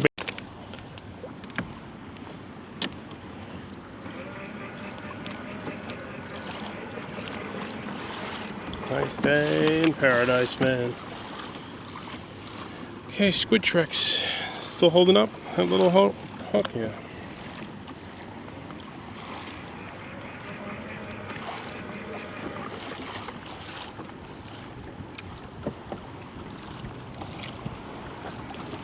A couple coral heads back here too, actually. I didn't really notice them.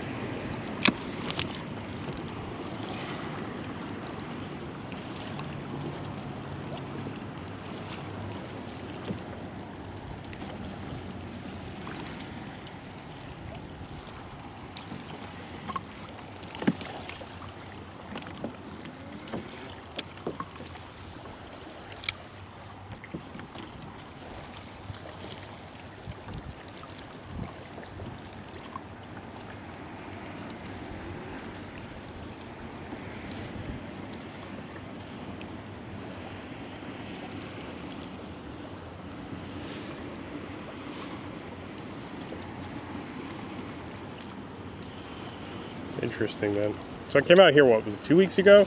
Water was real dirty, if you remember. But there was still some yellow jacks around and stuff like that. Now it seems like there's no yellow jacks are gone. Not really any jacks, besides a couple of those bar jacks I caught. Not much else though. So I wonder, did the season change? Has there been a little bit of a season change on the down low already? Are we into, late winter fishing right now?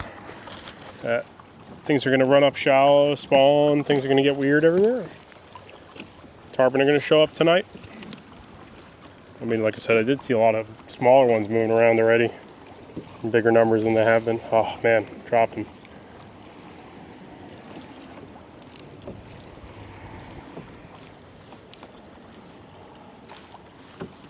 Something was following my squid in. So we got our season change of jacks leaving town.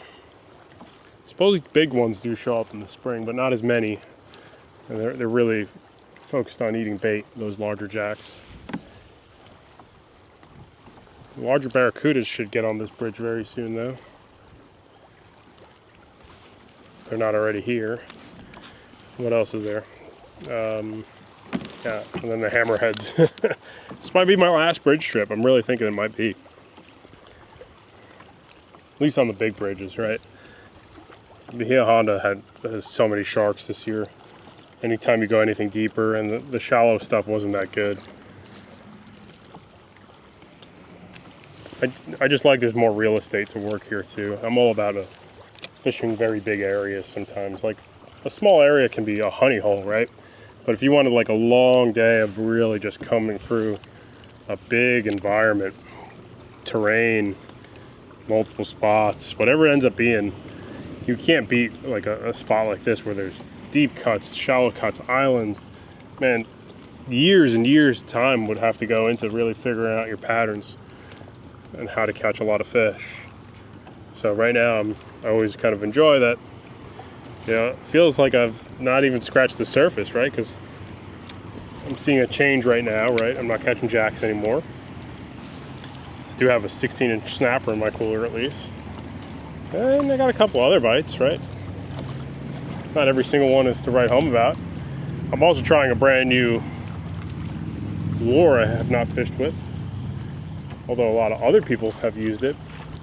Nothing really sticks until it's in your arsenal and you've seen how it fished. Right now, I probably won't use it again, but the day could change here. I mean, I'm going to go through the ones I've used, but I probably won't purchase it again, right? Based on the days I've already had here, which I've seen, which have been decent snappers with shrimp lures and gulp.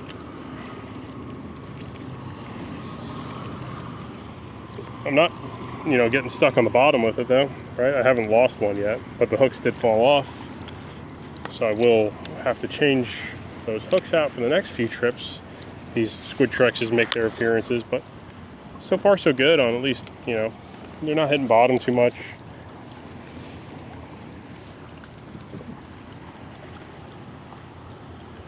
Nervous about, you know, I am nervous about hooking a big fish on one of these though. That split ring that's left on this one could open up for sure.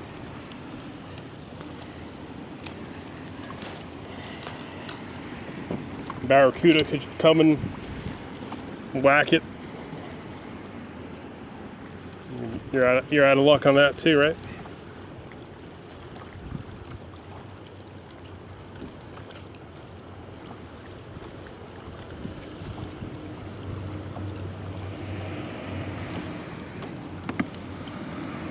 I also wonder if, like, so for example, I was fishing a lot in the Keys recently, midday, right? Getting started at 9 a.m. I'm wondering if I'm going to see more of the traditional pattern now that midday bites are going to get hard and are going to drop off. And it's going to be those sunrise, sunset bites, like, you know, 2 hours before, like 9:30, maybe I should be getting off the water already now as we get into potentially our next part of the, you know, transition, right? In winter is one of the few seasons that probably the warmest parts of the day can be pretty good fishing. But most of the other times of year, really, your better concentrations are going to be early in the morning and then probably in the evening. For most fish, at least.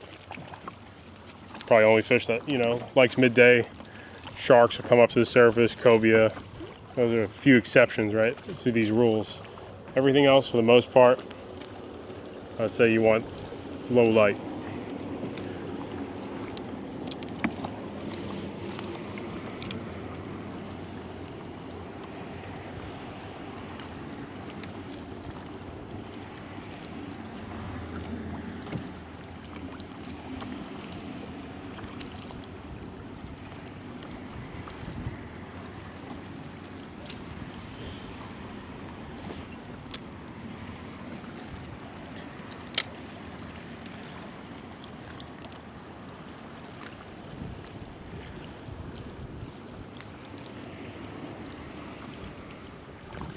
That's it.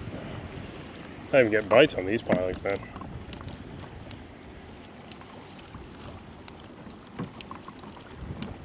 Gonna take a look on the map, see if there's any more sandbars up there where my, you know, straight deep water. I know it gets deep and kind of stays deep for a little while out there. Kind of want to focus on hopping through grass flats.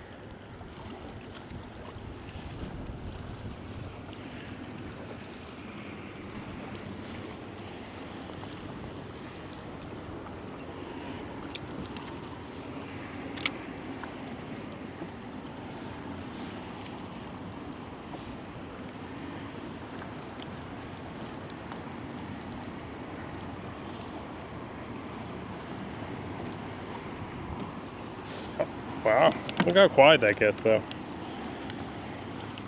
I do wonder if it's already now I'm talking about that midday stuff to my head.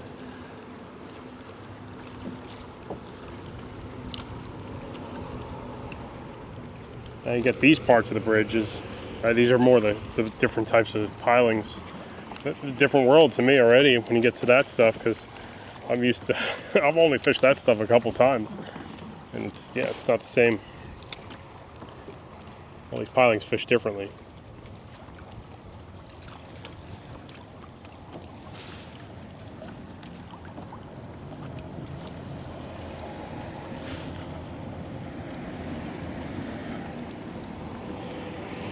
Missed something there. I got him. It's the smallest grunt I've ever caught. That's the size you want to use for bait, man. I don't have anything ready for that though. I left all the live bait stuff at home after I scrubbed out so darn hard on it this week a couple times, man. Trolling live pinfish till I was nauseous. A couple days in the backwater. Getting one snuck every 4 hours on those live pinfish. Apparently, I think I just need the pilchers, not the live pinfish. Pinfish are good for the snappers, but throwing live pinfish at tarpon, throwing them at the snook, none of them, they wouldn't eat it. No way. Seems like I'm getting a little deeper here.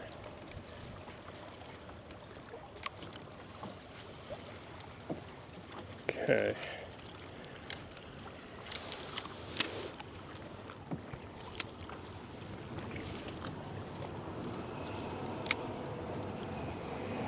Almost at the end.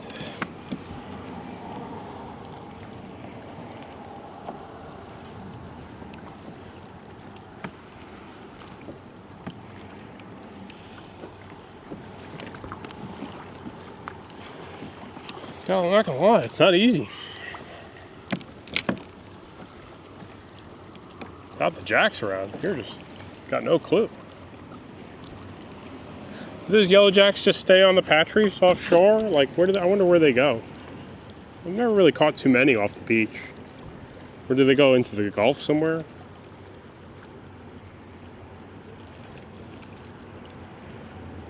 One of these fish I don't know too much about. The yellow jacks I don't know too much about. Those bar jacks also I don't know too much about. I think the mangrove snappers, they do move to some degree, but like, you know, a mangrove snapper can sit on this bridge for a few months for sure.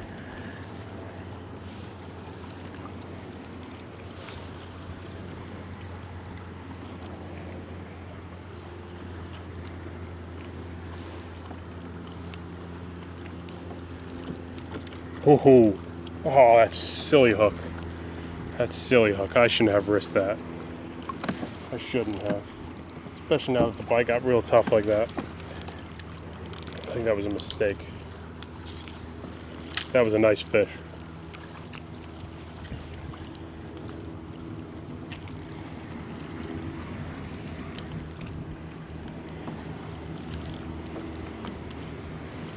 I think that was a snapper that followed me all the way to the kayak here. And I just was being too lazy. I left a single hook on there, and then I pulled it when showtime was there for that bite.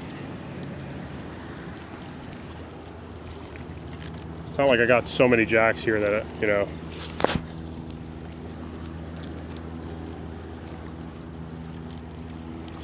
A lot of these bites are going to be snappers probably then for the rest of the day. Maybe that was a mutton snapper though.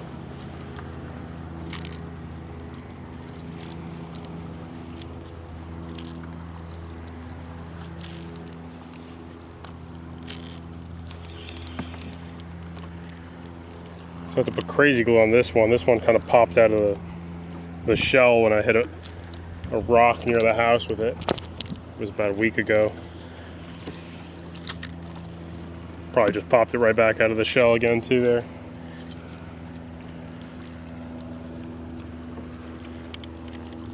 That laziness got me, I think, man.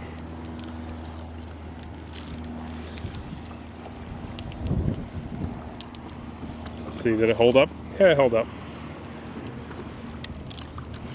This Fuego's barely holding on. But, man, it really made it though, right? Tie with Fuego, you need a $100 reel, and I've been fishing it pretty hard, and it's still here.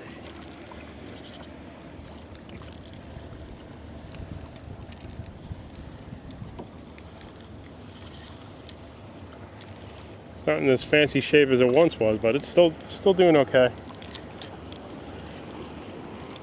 I'm surprised we haven't seen any jack crevalles even though.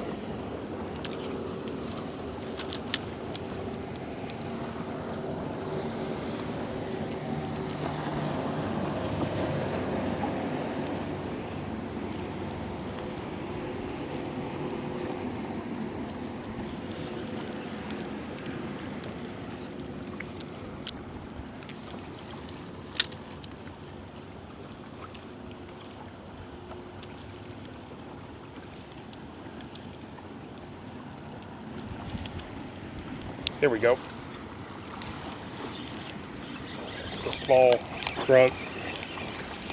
Yeah.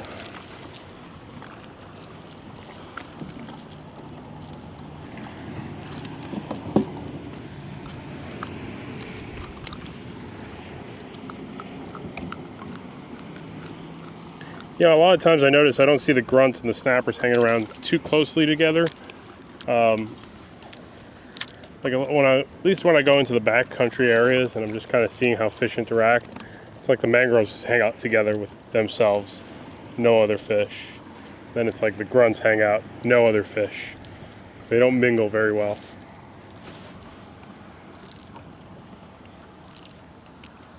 Okay. Let me take a look on my map, see if there's anything interesting here.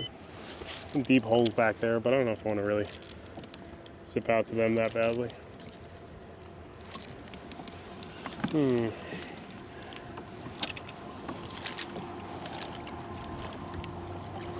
we do another pass through here, even though that was very mediocre, or do we go explore the channels? I kind of want to stay, like I said, to the shallower stuff, right? I did have a good time there. I don't see a series of sandbars for quite a while, though. Like, it seems like it stays kind of chunky, flat, 8 to 10 feet, which is fine, but I don't know. My brain is telling me to do otherwise. Maybe I need to stick with here.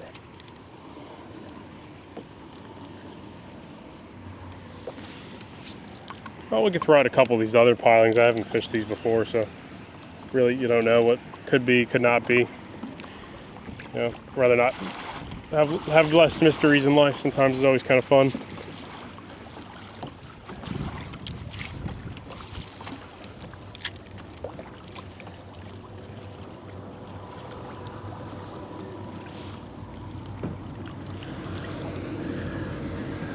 Very, very hard to leave fish to find fish, right? Like, especially, I know if I keep working those pilings, I'll still have a pretty decent day eventually. Might take a while, but eventually I'll have a interesting catch together, I bet.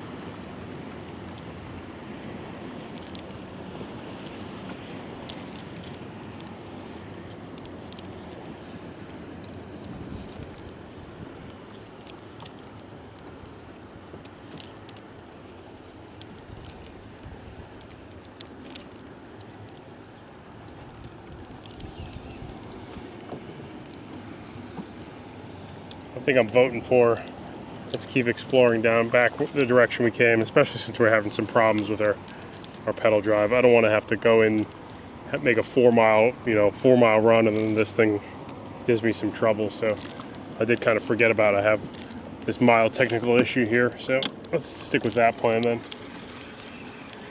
All right, Squidtrex did so far, I'd say.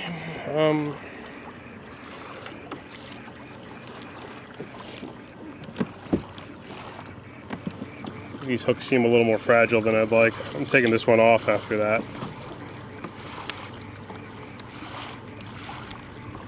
Hate missing nice fish due to something like that. Just relying on that one little hook might be a mistake. Okay, I'm gonna take this off for the next couple drifts then. We're definitely over an hour into fishing with this thing.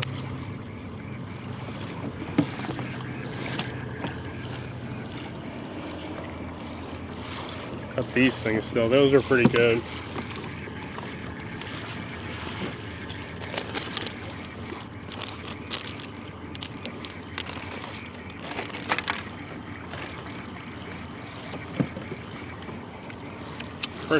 First things first, let's see.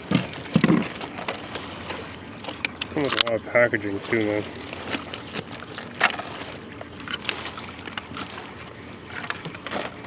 All right, last one I'm going to use.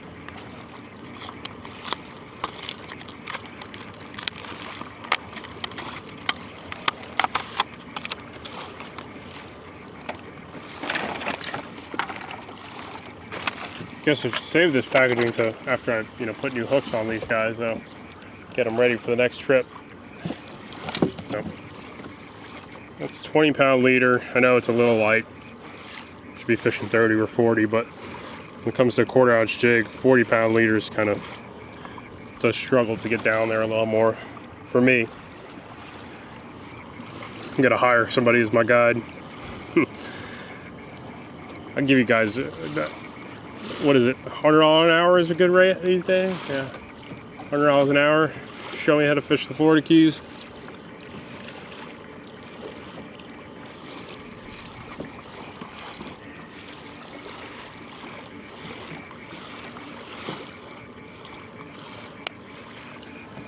Okay, back to Squidtrex. Wonder if I should try the other. You know, I kind of like the hopping though. I'm a big fan of that midway point if you're hopping and casting, like I am. So we'll see on the way in too if I get that problem that I had with the pedal drive kind of shutting down on me. All right, let's see what we got here. We had a bite there. I'm going to stick to the back side though. I think I had better bites on the back.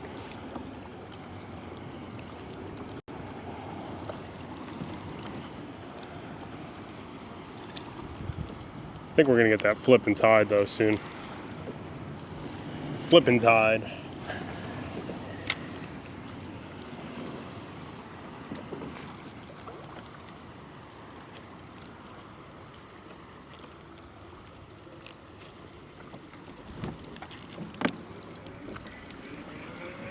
Surprised there aren't more people fishing, man. I guess that tells you local knowledge knows that this bite might be done already at this point in the year.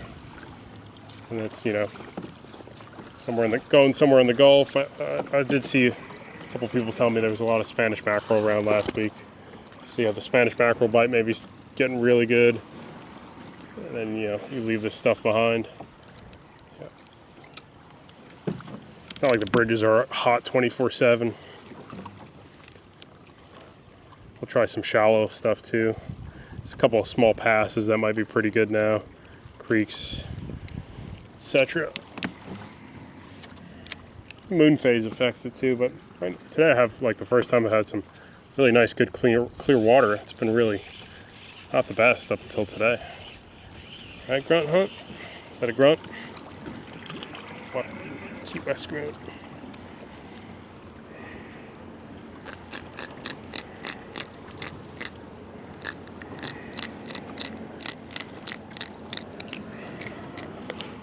I feel like when you think of the Florida Keys, you think of that fish. How colorful and yellow, pretty he is.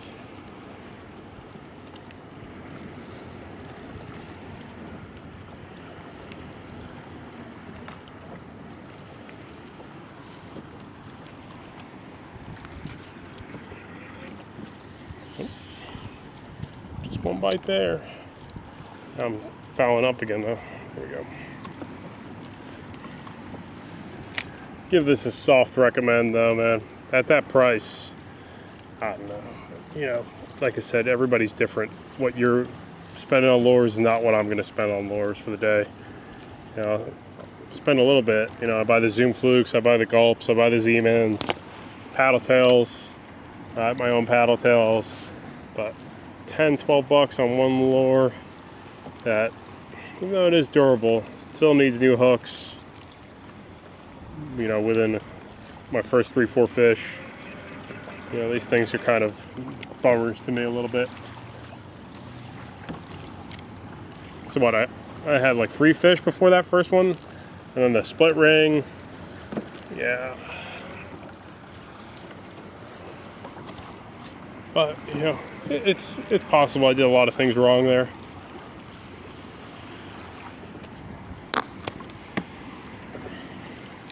This is the guy who couldn't catch a limit of 15-inch mangrove snappers here on a live shrimp the other week, so kept catching 10, 12 inchers instead. Definitely struggled on that department.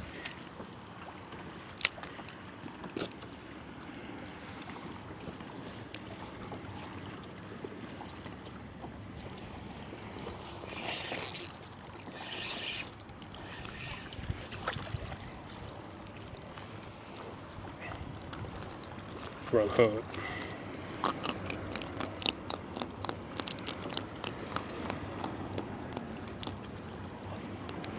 Somebody told me there's speckled trout on these flats. I tried the other day. I didn't just got a couple of small houndfish. I'm sure that, a certain time of year, better angler than me can get them. I can figure out how to get those speckled trout.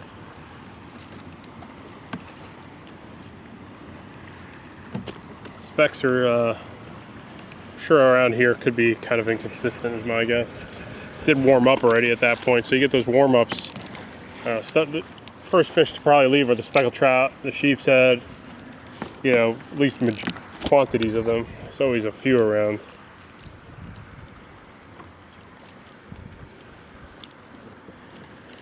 The fact I'm not even catching any jacks is telling me all I need to know about how better stick with what's gonna bite, and that means stick with a bridge today. Yeah, it's wild, man. Same thing, I walked Long Key, man, and I didn't see much last couple days. Just a couple, yellowtail snapper, a couple smaller mangroves. Gets tough sometimes, these transition periods. I did see some tarpon, I can't say where, of good size, migrating around. I won't say blow that up necessarily, but I think they were migrators. Maybe not.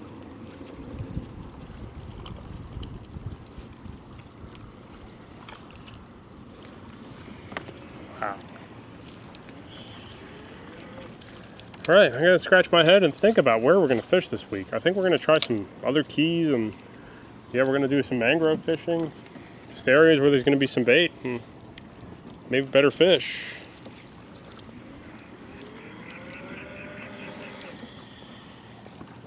It's wild how things change that quickly. Never thought I'd see the day where I won't be catching jacks here.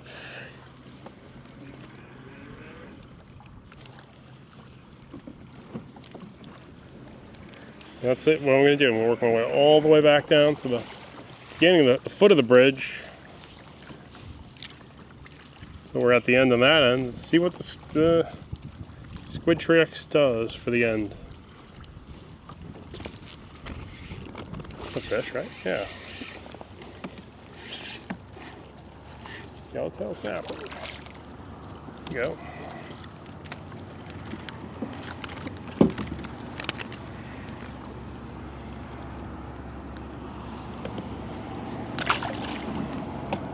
One of the most popular fish in the Keys is the larger the flag yellowtail snappers. To go after those guys, they're a lot of fun on light tackle. Fortunately, the really nice size ones don't come too shallow for the most part. My biggest, yellowtail in the shallows was like 16, 17 inches. I don't think you really get to see those 22-inch plus ones, within. I don't think they really leave those deeper cuts too much around the Gulf, because after 4 miles you're in the Gulf, and that's already 70 feet plus at the ledge. That's where a lot of those bigger yellowtails hang out. The ones you find inshore, every now and then you'll get like a 15 or 16 incher, and those are just fine to eat, but going after the big ones, no, it definitely gets tougher.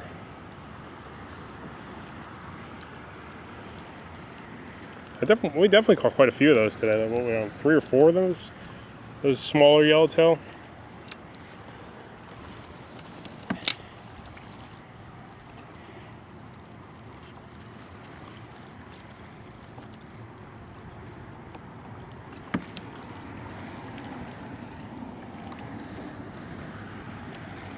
I'm surprised we haven't seen a barracuda yet, though, man.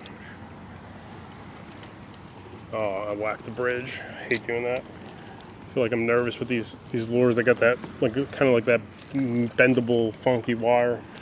Screw up the action. You start throwing at the bridges a bunch. All right, let's try here now. Chesapeake Bay is kind of similar to this. There's a massive bridge, Chesapeake Bay Bridge Tunnel.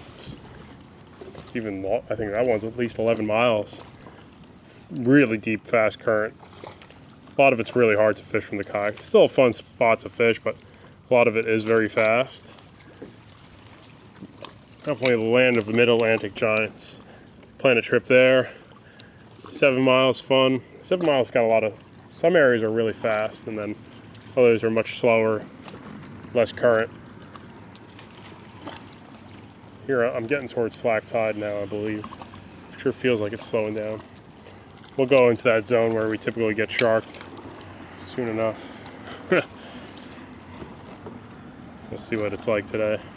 It's not that they're not there every day though, man. It's like some areas have sharks every day, but some areas it's not as frequent as you might think sometimes.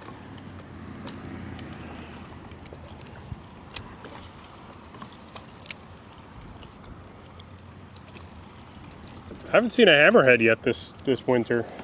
You know, I was expecting, especially the amount of time I've been down here now, I was expecting to see one. Last year I saw one, you know, my first week or two. This year I haven't seen any. And they're kind of the big bridge boogeyman, in my opinion. It's that hammerhead shark. Sorry, I got that freaking smudge on my lens here. Gotta pay better attention, freaking goober. Yeah, the hammerheads haven't been really around. Yeah, we're definitely on slack, the beginning of like a slack tide here. Okay, let me get down in that deeper water, then maybe we'll get a couple better bites then. Work a little faster now. Going kind of slow and low, taking my time getting through here. See, the only thing is I hate posting a video where like I use a lure that's like popular and the fish kind of sucks with it. That could be the lure, right? Or it could be other reasons, right? Like here we don't have jacks to keep us busy, which is probably better because then we'd probably be too busy on hooking them with these little assist hooks too often.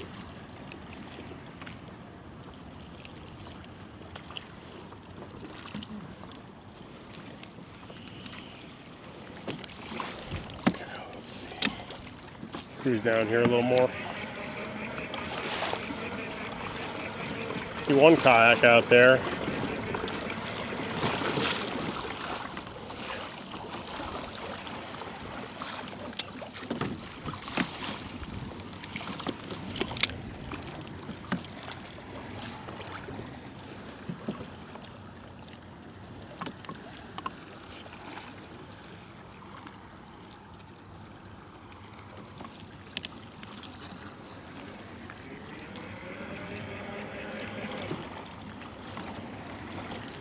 Go.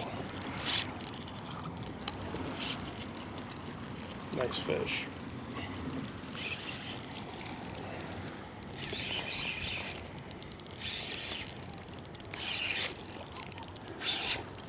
Button. What's in?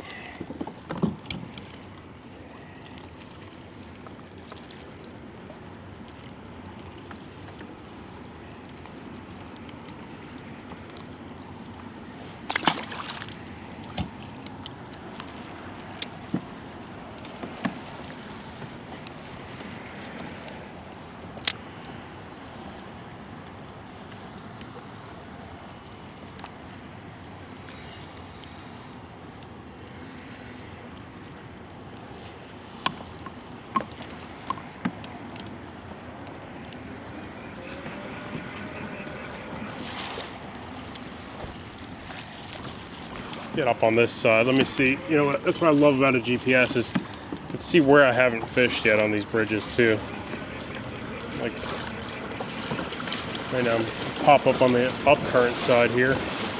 I've been through this already. Much of this at least. We got one boat here.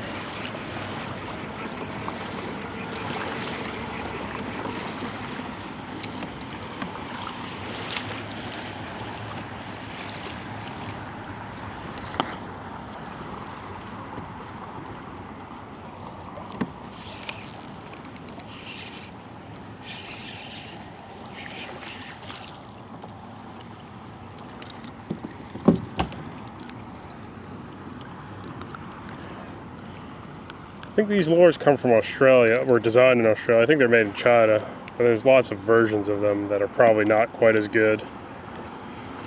They do sink pretty well in current. You'd think something with this much, you know, dangling going on would suck in current, but they're not bad on that end.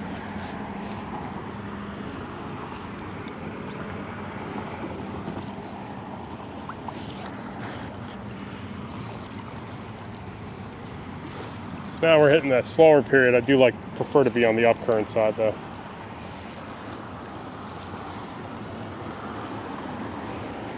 Man, that sand looks so beautiful in this sun though. Wow. Yeah, I really want to go a little further today, but I just can't do it with the pedal drives giving me some issues this week. Gotta be careful.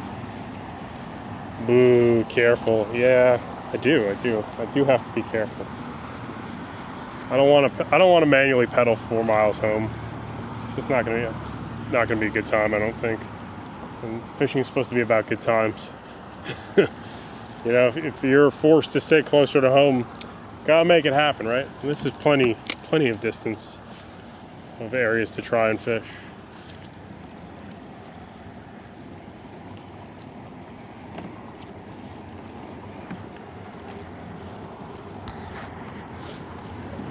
Squidtrex can do it. You gotta have the faith in it.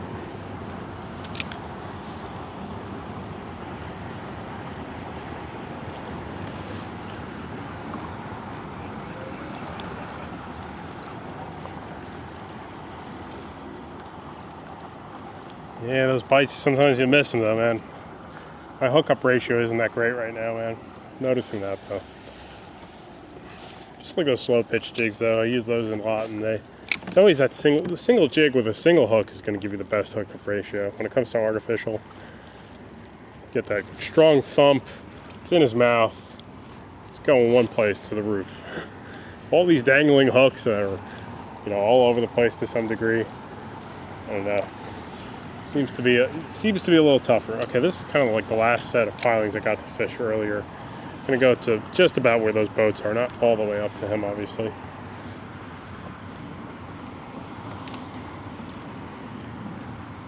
Okay, he's on there. It's charging me. Yeah.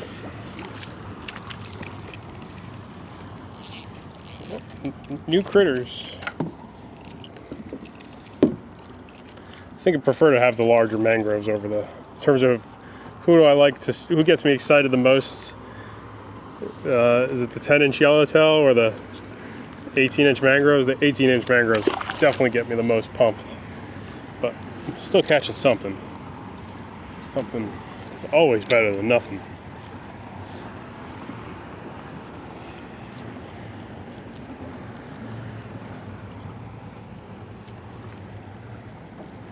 I think I like the yellow jacks better than the yellowtail snapper too, in terms of eating them and just catching them.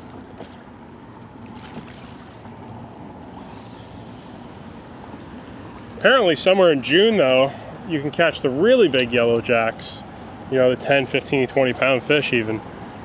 Supposedly they do show up at some point, so I haven't caught any of those larger ones yet. That'd be really fun. Ooh, something's chasing my squid there. It looks small.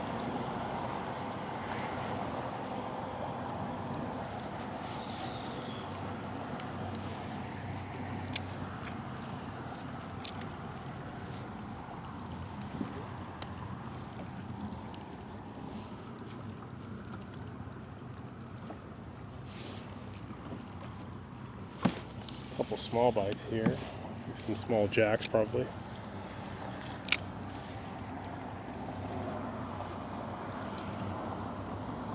Well, these guys hopefully get their chum out. I usually do not interact with sharks when there's boats around and they're doing their chum thing.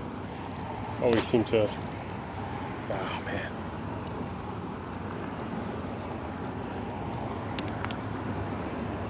Have that happen less. No guarantees in fishing, obviously, but as soon as the guys are chumming around for shark off their boats, yeah, I'm not really bumping into the sharks as much.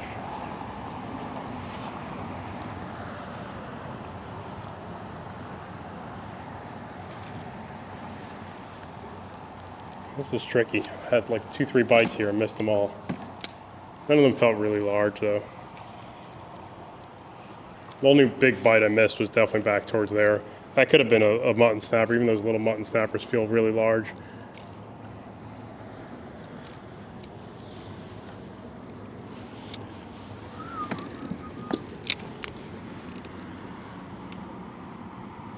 Seeing some fish down here. See some grunts. Big yellowtail, man. Did see one big yellowtail. You know, it's hard to tell. Looked like it was a big yellowtail snapper.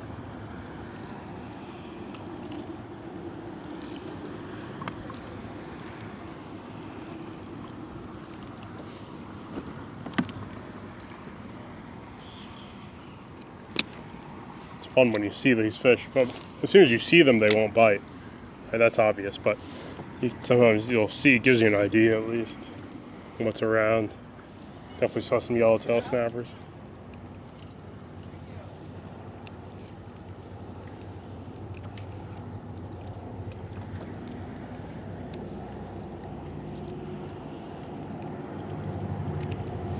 Interesting though.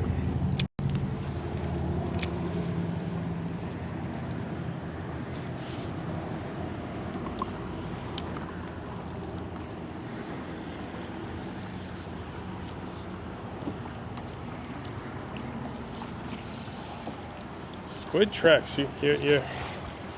you ain't holding it.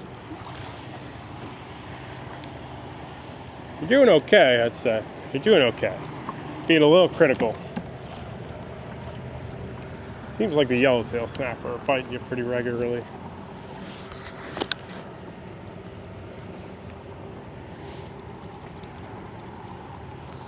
There we go.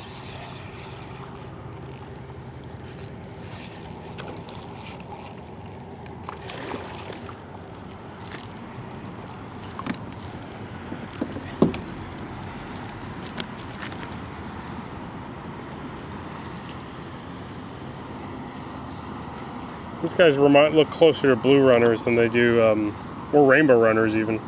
That's what they look closest to, right? I would say.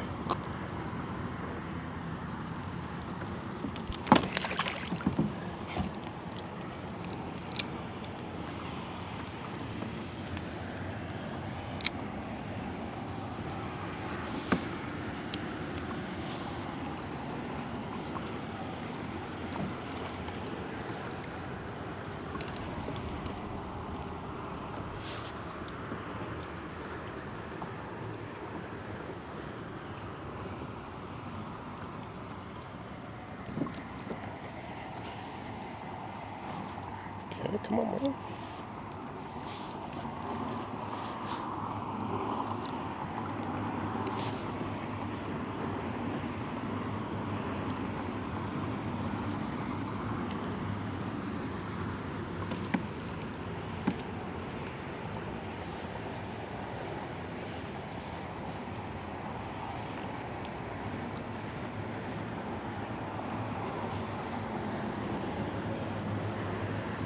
That's it, man. Crazy day out here. In this deeper water now, just to see. I haven't had a bite here.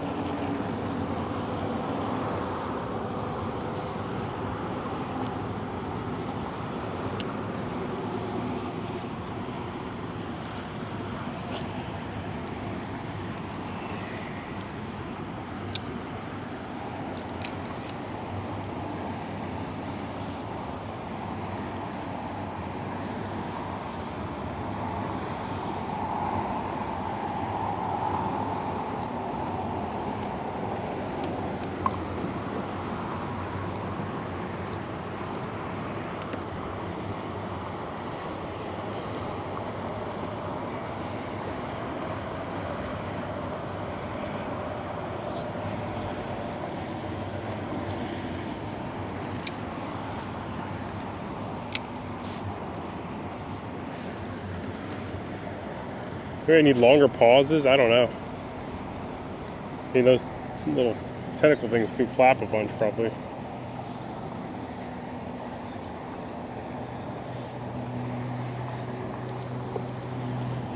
Little bite there.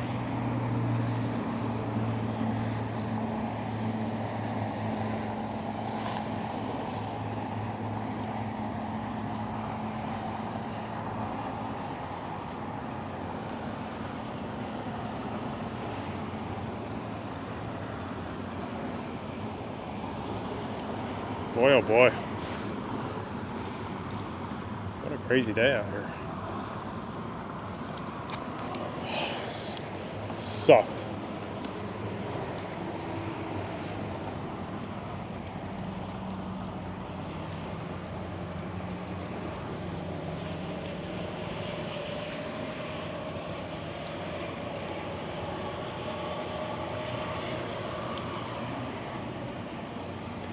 Who knows what that was though.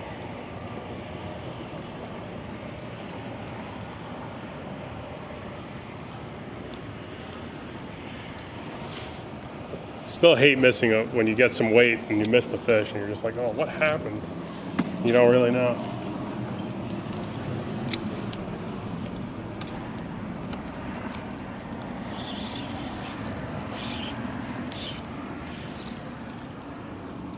Could have been what I missed though. Really just something that simple. Old white grunt stuck his lips on that and rolled it around a bunch. Very possible.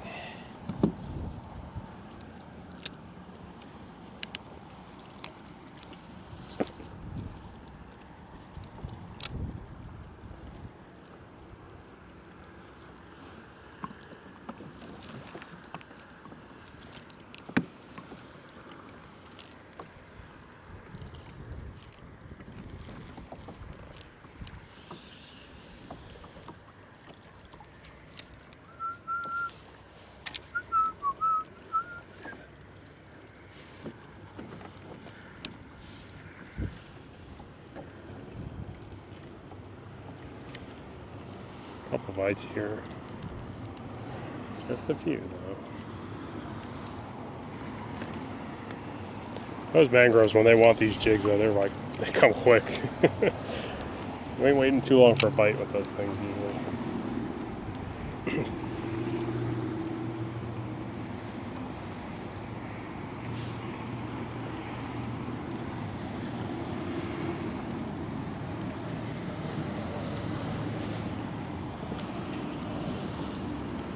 I'm not waiting too long for a bite with those things. This is the longest I've waited for a bite from another snapper on this bridge so far.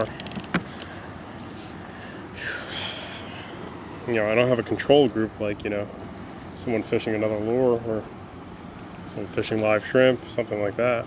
It's just me and my Squidtrex.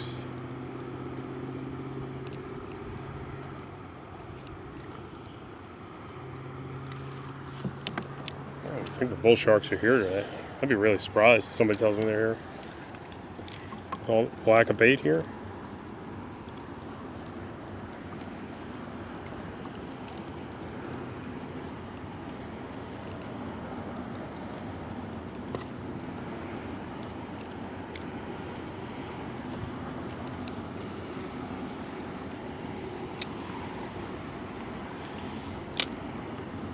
I'm gonna paddle kayak.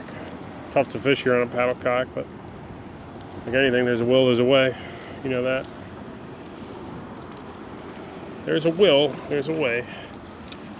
All right, man. We're not getting any bites out here. Suck. This guy's got a bite, and I don't. See?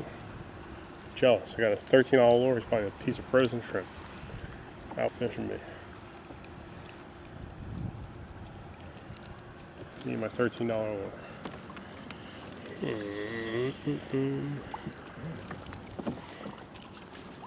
How do I feel about the Squidtrex? My confidence is dropping. I'm not gonna lie. It could be tidal though, right? We're hitting this swing.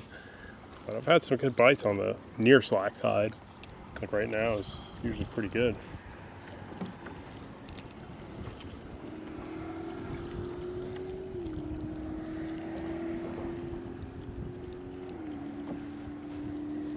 Man, when those jacks leave, they leave.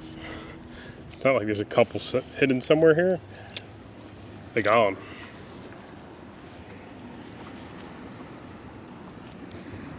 Unless that's one finally. Schoolmaster snapper seems to be a new flavor for the day. Haven't seen these yet, really. Never mind catching 2 in a day. Schoolmasters.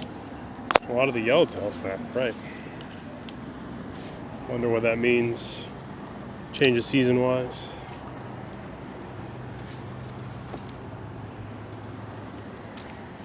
Wonder how big those schoolmasters get.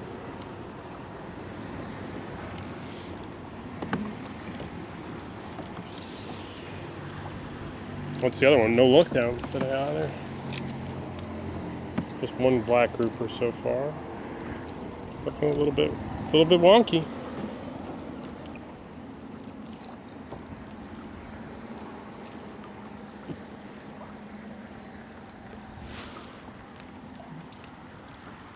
So the jacks are gone. Maybe we gotta go try one of the islands for top waters and stuff like that too. There's a couple other spots I know if I can do pretty well probably this time of year then.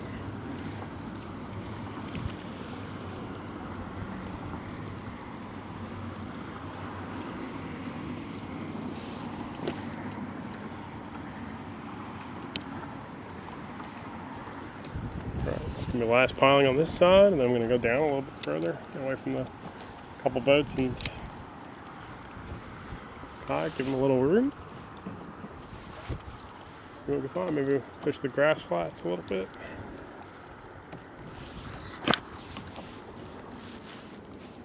Squidtrex is struggle busted.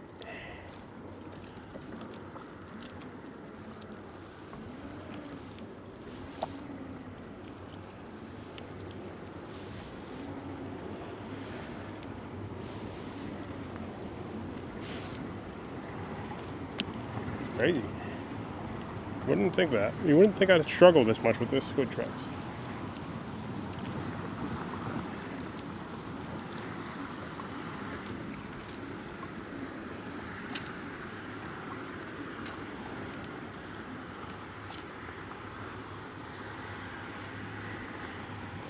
Alright, let's make a move then, man. It's a ghost town today.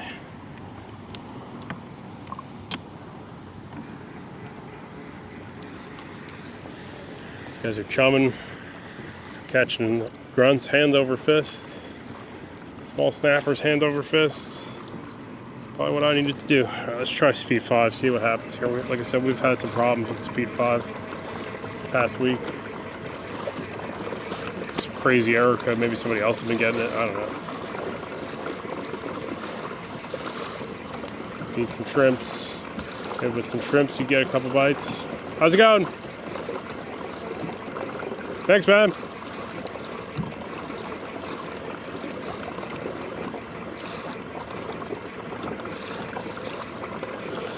Say again? Yeah, I got a couple nice snapper. Yeah, like 17 inches.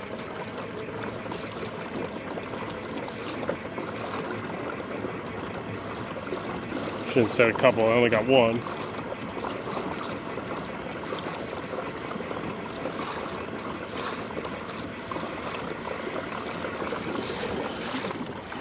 See what we got here.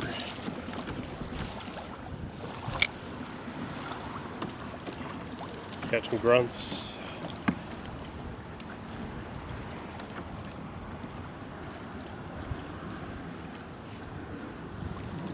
Run today.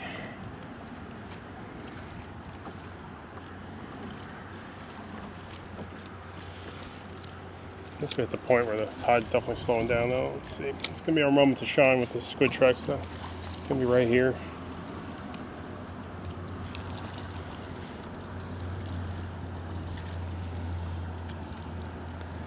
If there's gonna be a good moment to shine with this Squidtrex, it's gonna be right about now.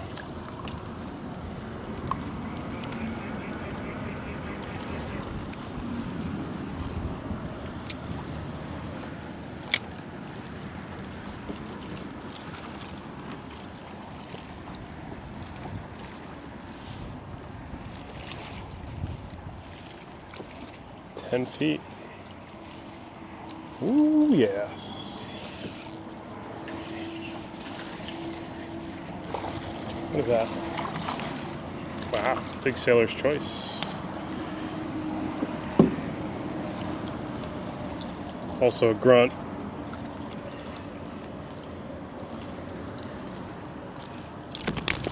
Oh, there you go. Good. Just feeling guilty. I was gonna power bomb somewhere into my deck. What do you think of this day of fishing? I'd say this is a trickier one.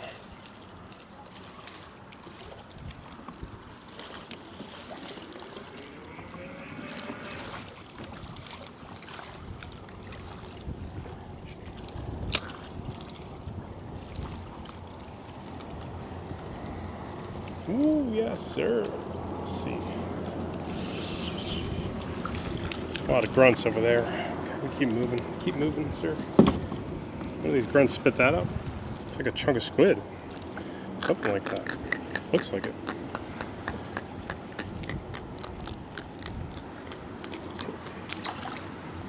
Yellowtail snapper, maybe. He spit that up.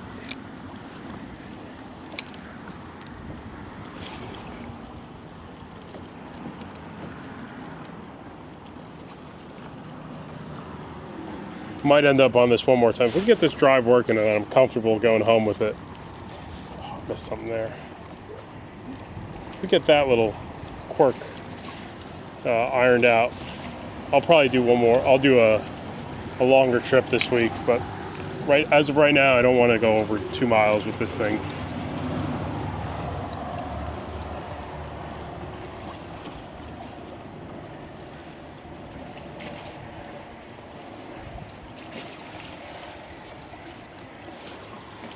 I feel like I missed a mangrove bite there.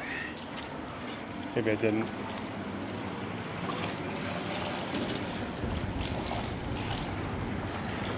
It's a nice day out here though.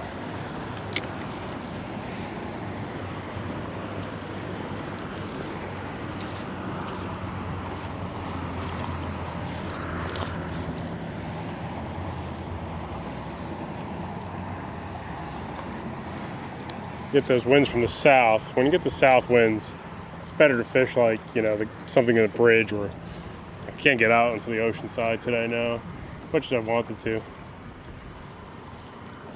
Make the most on the bridge piling.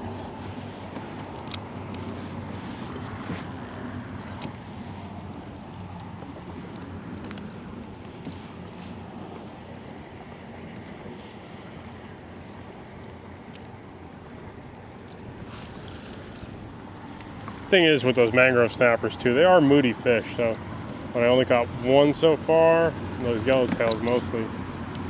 They might not be in a feeding mood. Get them on the artificials to hit lures to smash your limit. It's kind of tricky. You noticed in the last few videos too, it took that outgoing tide. Yeah, it wasn't, you know, instant stuff really.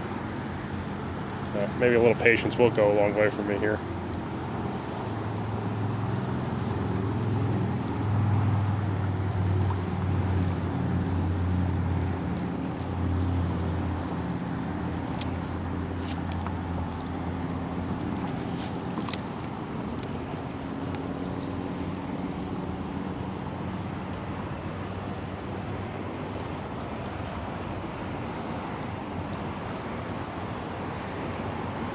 Lack of bites is very concerning though. Like, just not too many.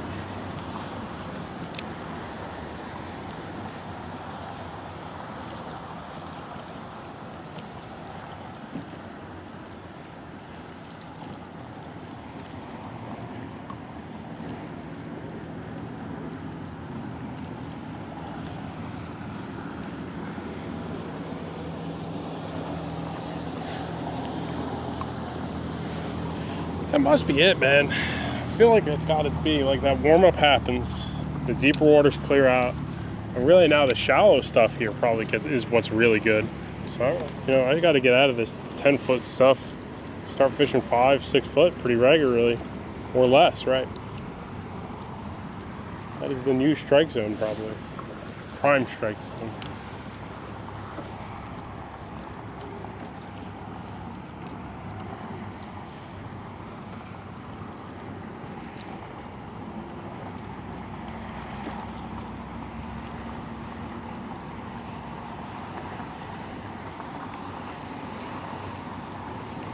.5 feet here, shallower. Yep, this looks good now.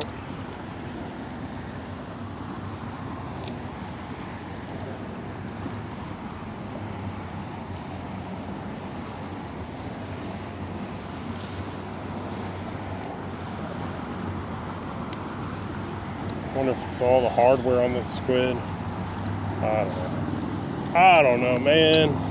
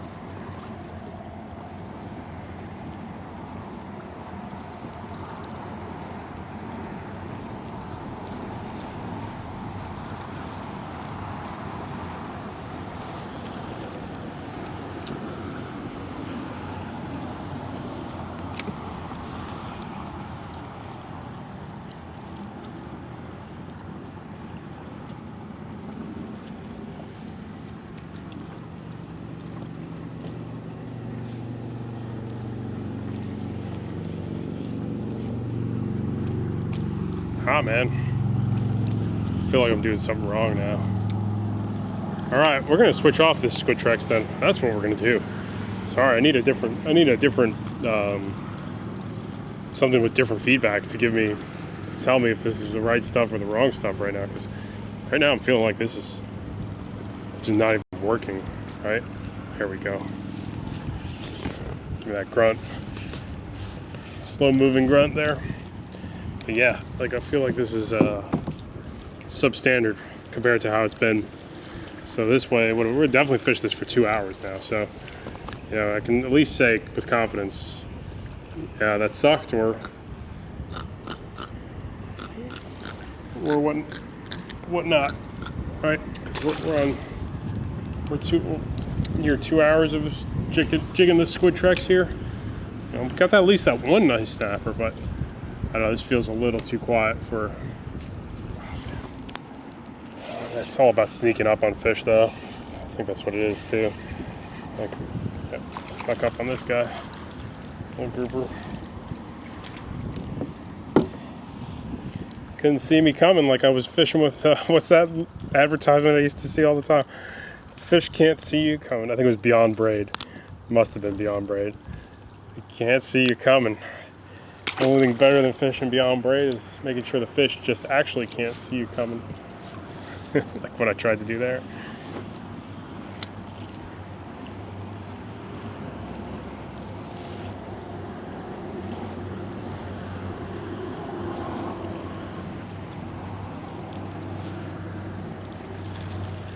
Actually have to not see me coming.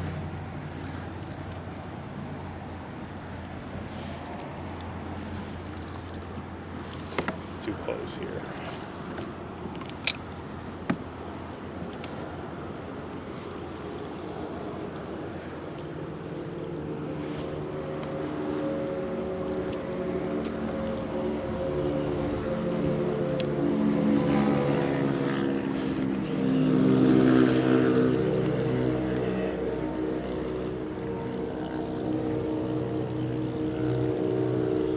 Suspicious, man.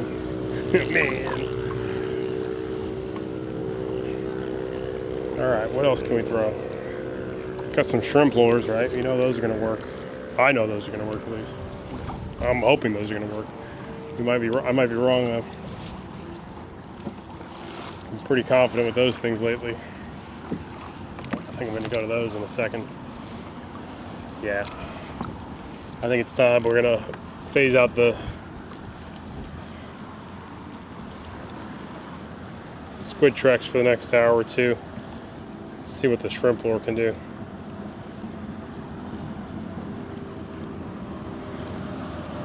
But we've had this slack tide curse before, though. I do need to keep that in mind. Where I've caught nothing because of that slack. Then out of nowhere, I'll pick it up again. So I gotta keep that optimism up and not get quiet, kind of down and gloomy. Because something as simple as a tide change could be all you really need from singing the blues to getting into the praises.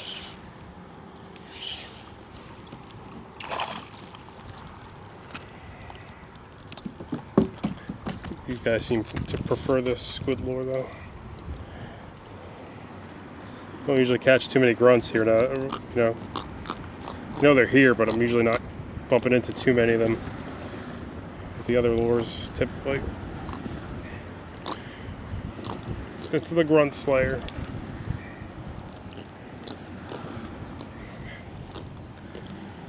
I almost feel like the pliers make it even harder with these really light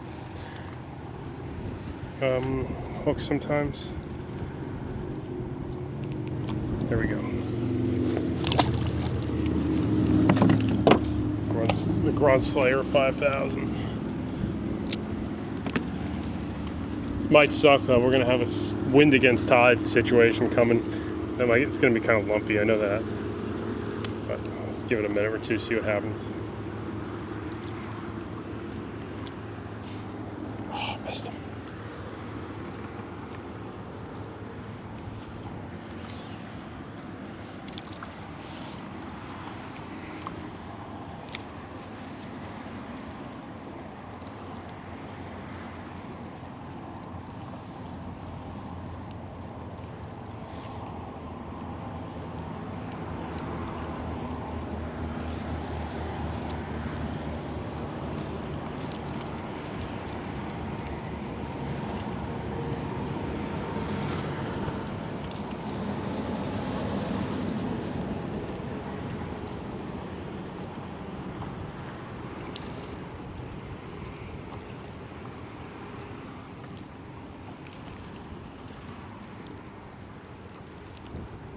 Oh. See, the thing with the snappers too, that they're usually first. Like the minute you're goofing around on the bottom for too long, it's over. Grunt shows up. He's a slower moving fish. It's not as fast as a snapper. Snapper, you get that aggression, reactive, aggressive strike.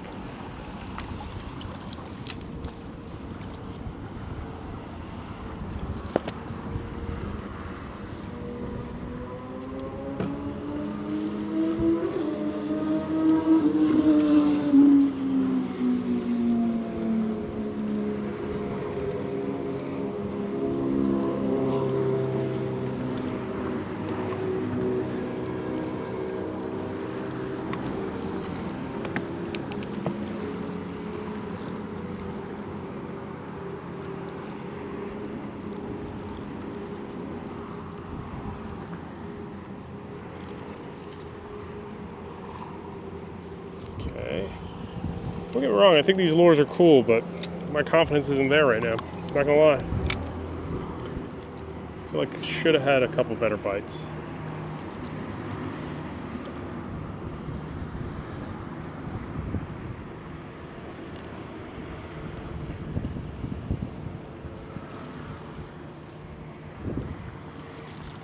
They're cool. They are cool looking.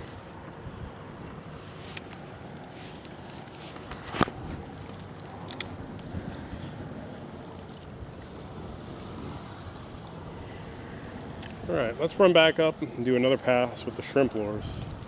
See what happens with those. What kind of bite. Ooh, missed them. And that's the other thing. I'm getting a couple bites here and there that are pretty nice, and then I miss them. So I also get frustrated on the missed opportunities with these freaking lures.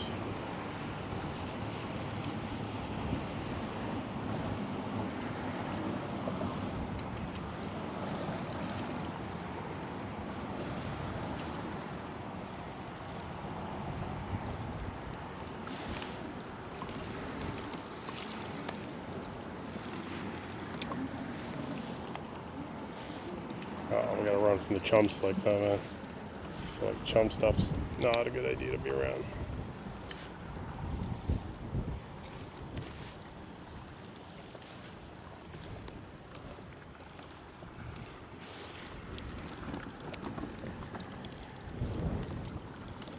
Don't want to be around no chum.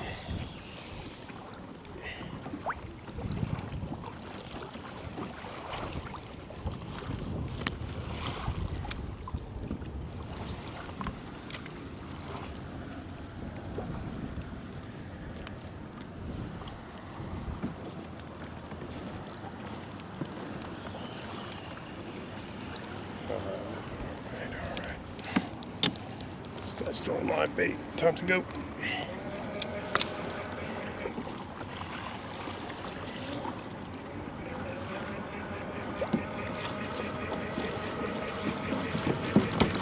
Yeah, we got a charter boat there with live bait. You know, I can't compete with a bucket of pilchards.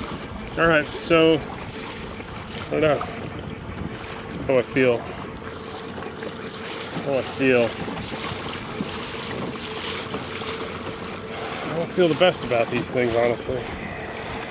So-so, very so-so right now. But just like those shrimp lures, I got to give them another chance. I feel like I should give them another chance, but taking it off for the day. That's it.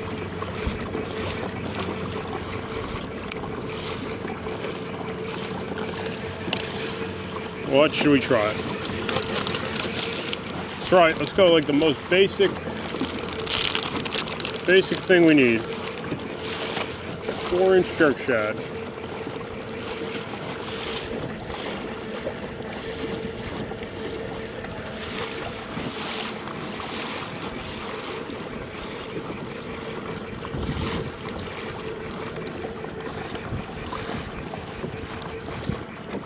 Can't beat that as a comparison. Had some great days with these jerk shads, so we'll see what we do with that. Take it from there. I'm gonna put a longer leader on here too, see if that helps.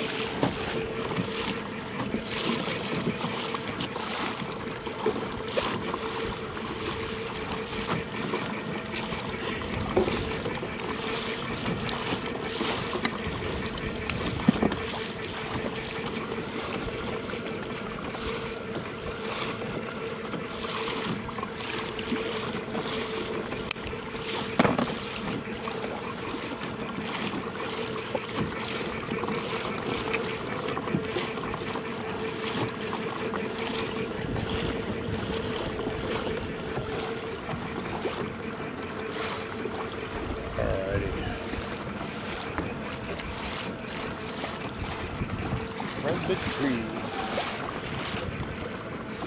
4-turn uni knot.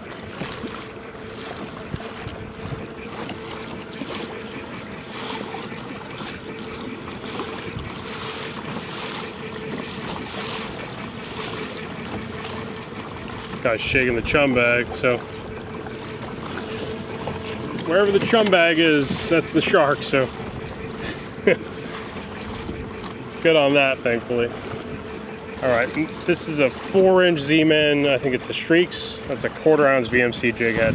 Super simple goober setup, so if you're as bad as catching fish as I am in this video, tie this on, you'll be just as bad for the next little while too.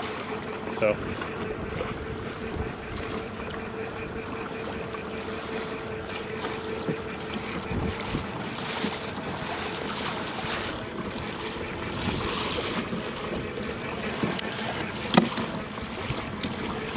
alrighty.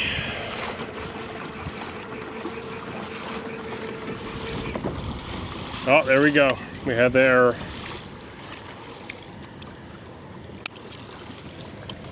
It comes on and within 30 minutes of operation. So I don't know what it is. Less than 30 minutes. Probably like, what was that, 10 minutes? So now I know. I ain't ever hitting that speed 5 again probably for the time being until I get this motor sorted out for the rest of this trip. Kind of sucks, but that's where it's at right now. So definitely got to fish a little more conservatively. Good thing I didn't go out there. I was thinking about taking that run further out today. Well, we can stay in some of these areas with a little bit less current. That's going to be how the fishing goes for me for the rest of this trip, unless we somehow get this sorted out. But I'm going to give it like 5-10 minutes to kind of chill out, and then I'll probably power it back on. So I can't fish anywhere where I have to fight a lot of current this next week or two, or go too far until we're out of here, unfortunately. I think that's what I got to do. Let's see what happens now.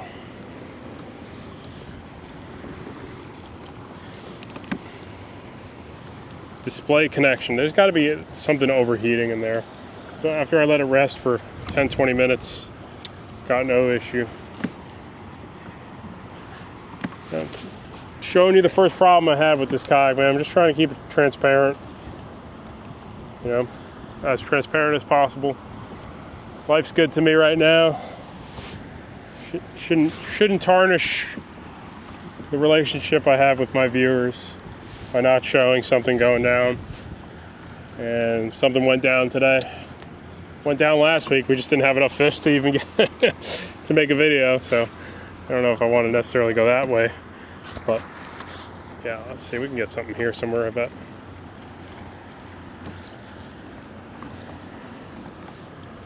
Ooh, I have a little bite there. Shrimp procure, you know it.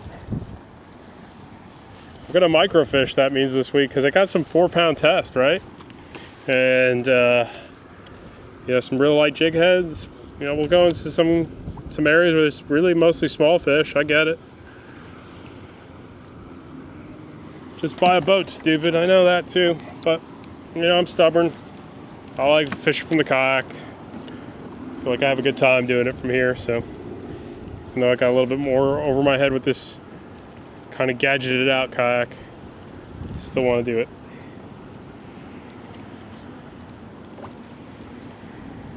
Some small bites here.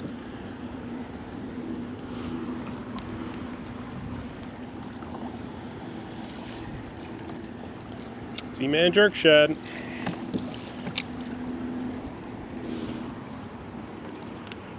See anything on these flats moving around? I haven't seen much activity at all on this flat. Got the outgoing tide now. Oh, I missed that fish though, whatever that was. I almost feel like the vibration of those Squidtrex is, believe it or not, certain fish don't like vibration. And that clear water, I think it scares them. I don't know. We'll see as we finish our rounds through this stuff. Grunts are here, attacking my lure. Grunt hunt.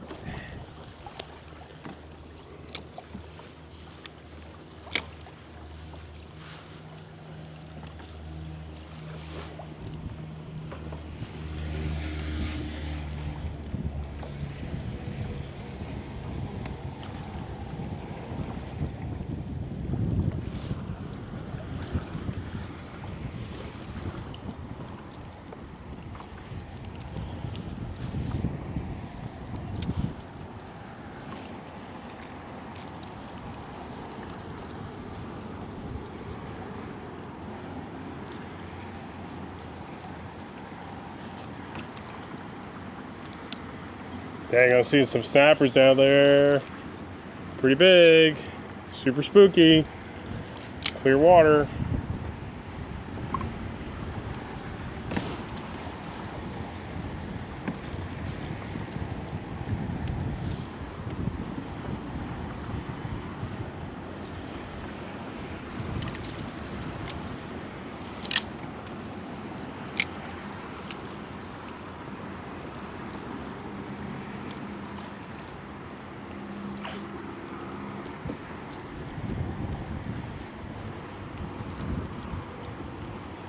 Tough, dude.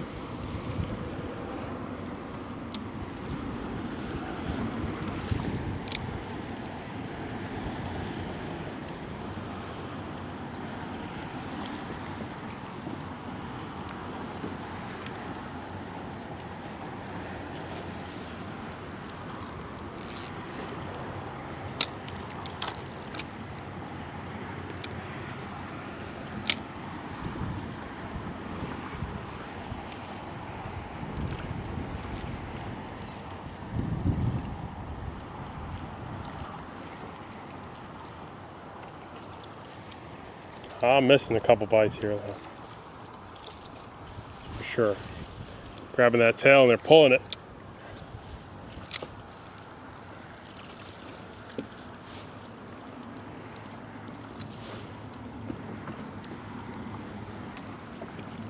Guessing they're grunts, though.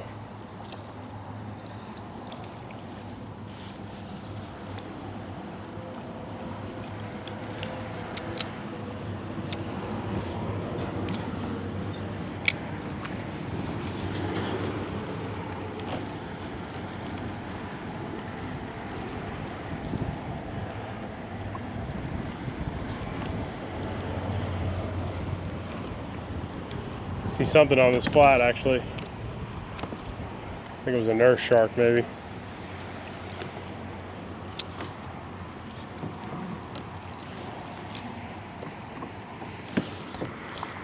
Yeah, I think it was a nurse shark.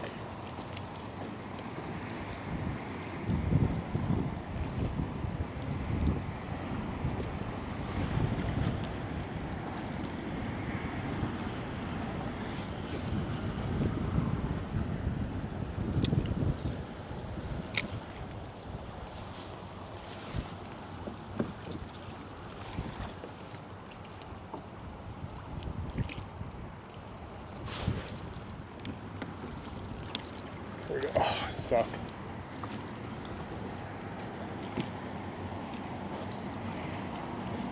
I suck. Could have been a grunt, though.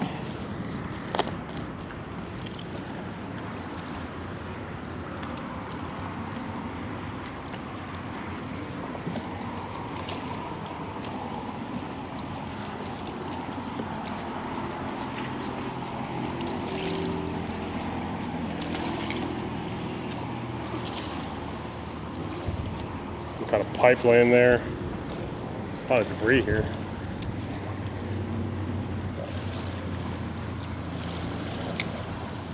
Wind's picking up, man. Look at that. It's rolling through now. This might suck when I get that wind against tide situation going. Let's get this powered on. Great. Now it's not even staying on. Gonna have a great pedal home then.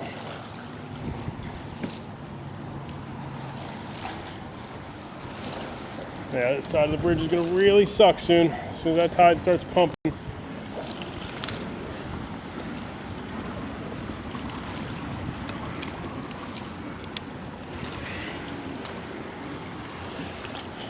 What are we gonna do about today?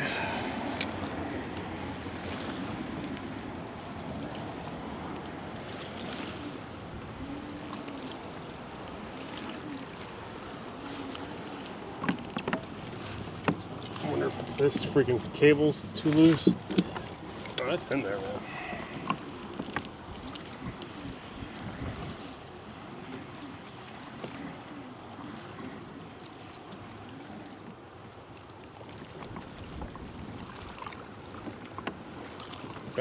Got the technical issues. All right, we're on. Hopefully I wonder, it might be that connection's not tight enough. I don't know. Maybe I'm gonna hit everything with some contact cleaner when I get home. Maybe see if that could help. I did a lot of dielectric grease yesterday, but no contact cleaner, so I might have some problem somewhere in there that requires a little love with contact cleaner, I guess. I don't know. I've only opened up this stuff a couple times and looked at it, but it's been a long time that this kayak's been getting used, so I'm already in a better place than I was the other day with it, though, at least.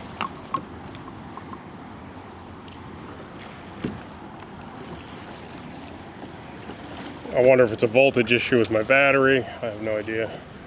The battery's getting up there and they used to, so. Moral of the story is fish a paddle kayak or buy a boat.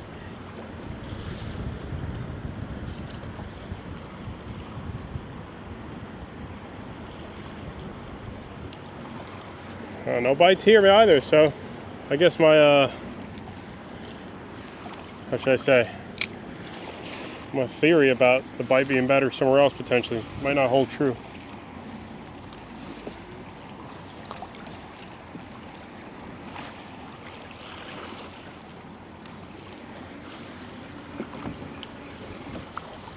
This place is gonna get nasty soon.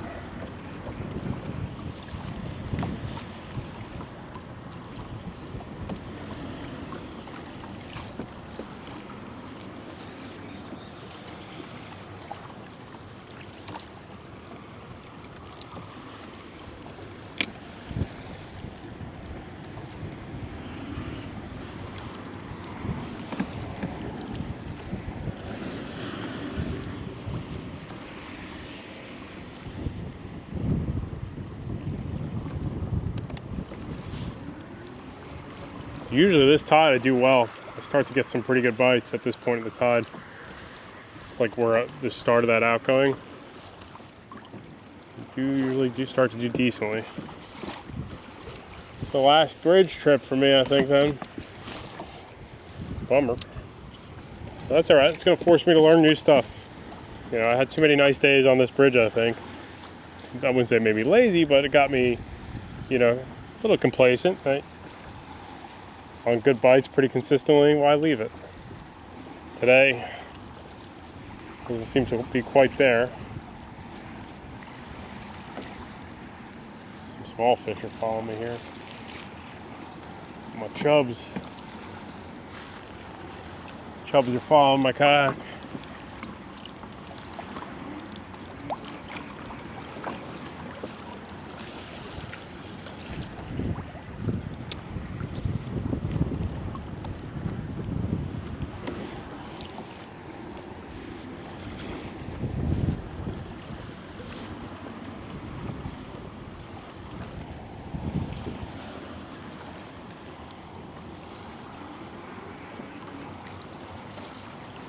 I missed something there.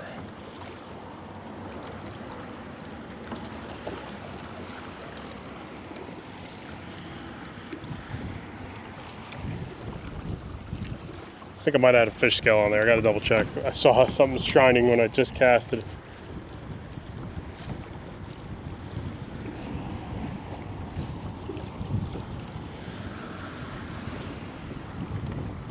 No, it's not Squidtrex versus jerk shad any difference today.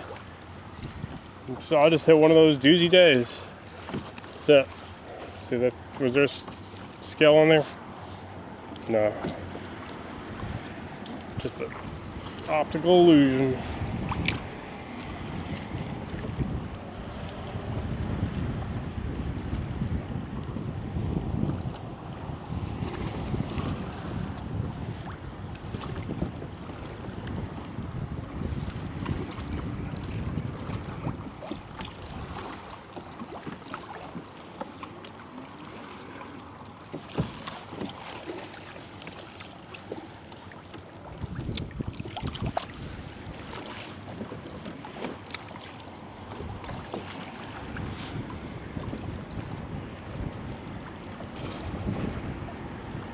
We're gonna cut around these flats though on the way home. It'll give me an opportunity not being anything sloppy at least.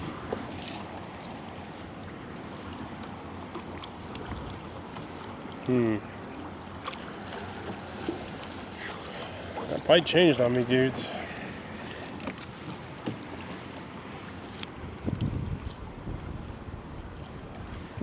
At least I got a nice fish for dinner. Must be hard to come out here and not catch anything. Must be really demoralizing. So at least I got one.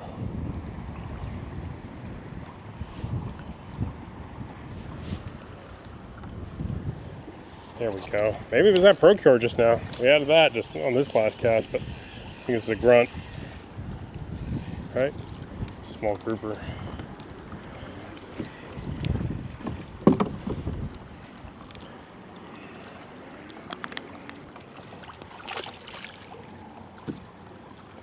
Someone's gonna comment, what's up with all the dinks you're catching, dude?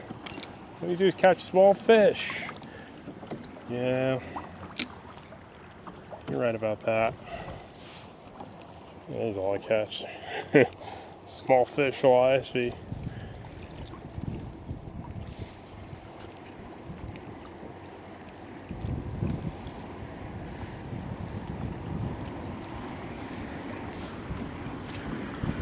Man, I haven't seen anything on these flats though. Like looking, see like a barracuda or needlefish, houndfish, whatever you want to call them. Not seeing any of that stuff. Not seeing too much under my face either. Checking the lens now. These yellowtails seem to have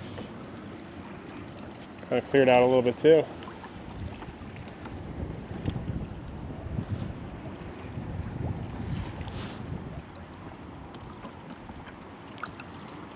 I'm gonna start fishing shallow then. When it comes to the shallower stuff, I guess top water is gonna be really good, right? You can fish along US 1, there's all those access points, all the creeks, marinas, big dock areas. So.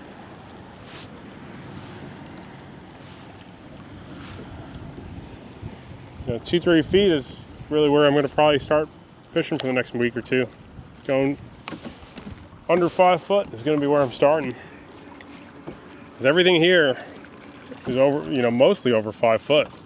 And with the life being so sporadic and this deeper stuff now, and maybe my theory of, early morning, late afternoon is now the norm. The midday stuff's just kind of meh. Might make some sense. The question is if the jacks are here and they're just not biting now. I don't think they're here. I don't even think the mangrove snappers are, maybe they're still here and just not biting now. They got a little finickier. Don't want to bite whatever all the junk I'm throwing at them now, like they did last 2 weeks. It's possible.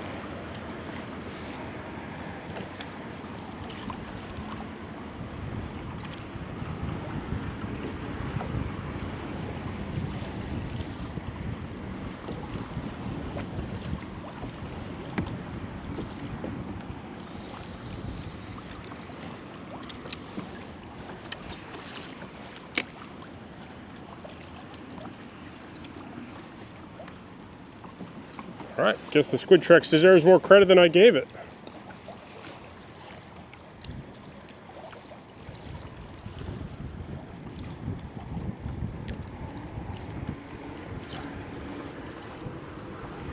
That's why it's empty out now, I guess.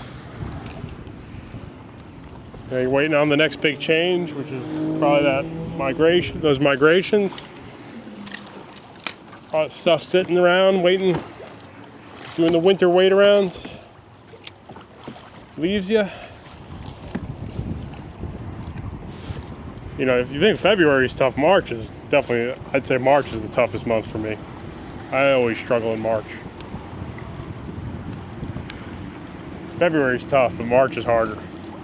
So March is going to get even, this pattern is going to get even more unpredictable of fish going shallow, fish going deep. Rains, winds, stirred up water.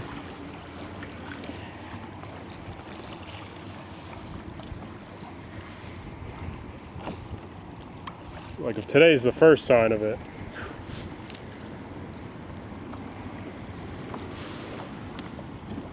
That's it, the goober waves are done.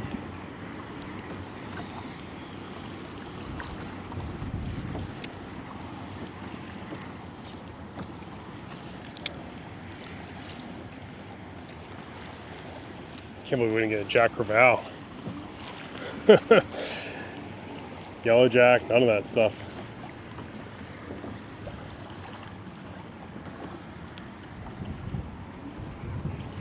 Ooh, finally, oh, I missed him.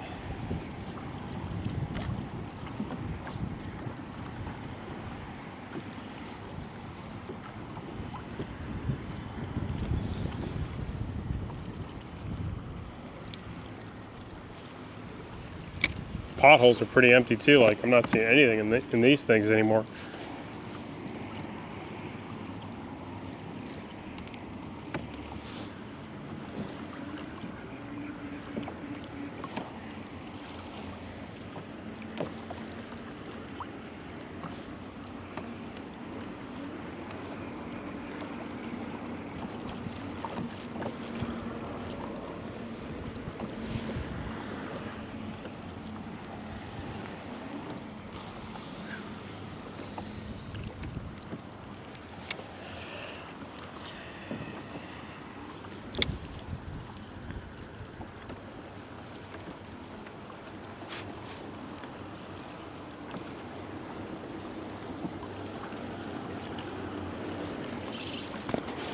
Okay, that works.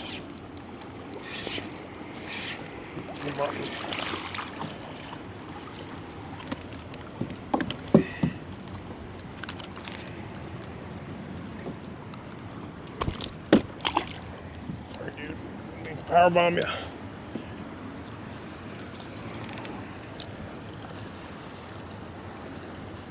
First bite in a while. Right, I'd say that was my first bite in, yeah, at least 5-10 pilings.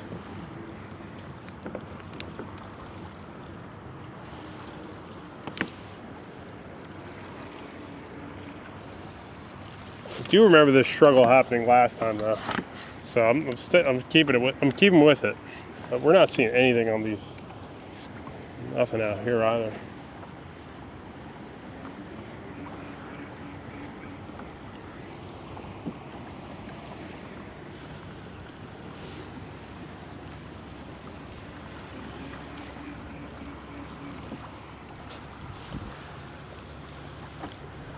It is cool when you kind of zip around these flats, and every now and then you'll see like jacks up on them.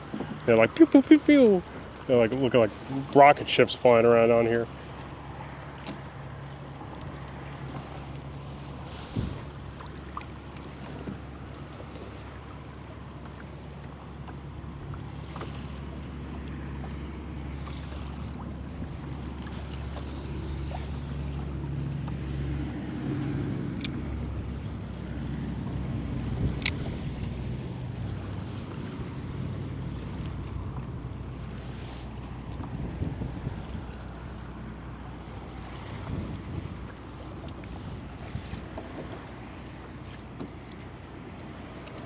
Hey man, season changes on you.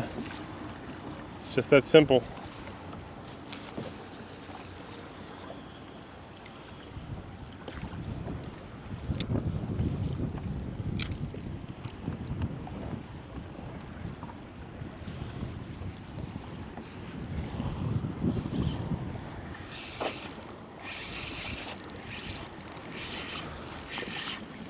Ooh, sorry, Greg. Yeah, even these grunts are that shallow now. What is this, 3-4 feet of water? That's really shallow. Yeah, I know, man. Fishing too deep.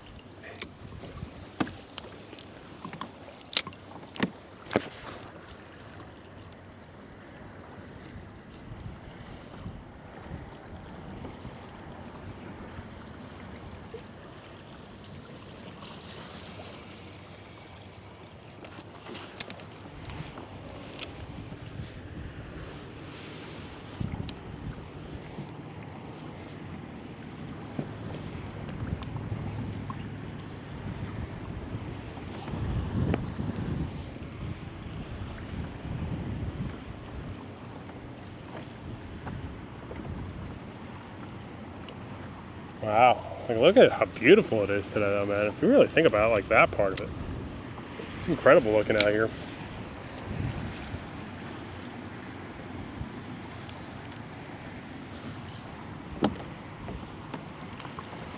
I had one nice bite that followed me there, I remember, on the incoming. Bar jack, though. Probably what it was.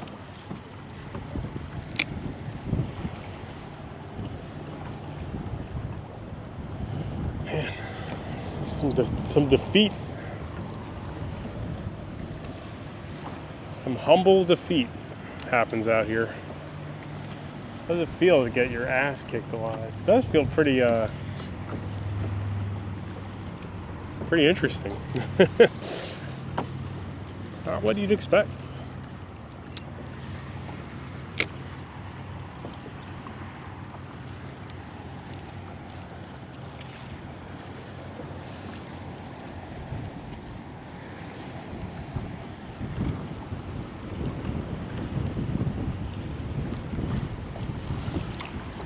Yeah, this is kind of what I noticed the snappers start to do pretty often, right? Is they start to not really show the aggressive signs like I had.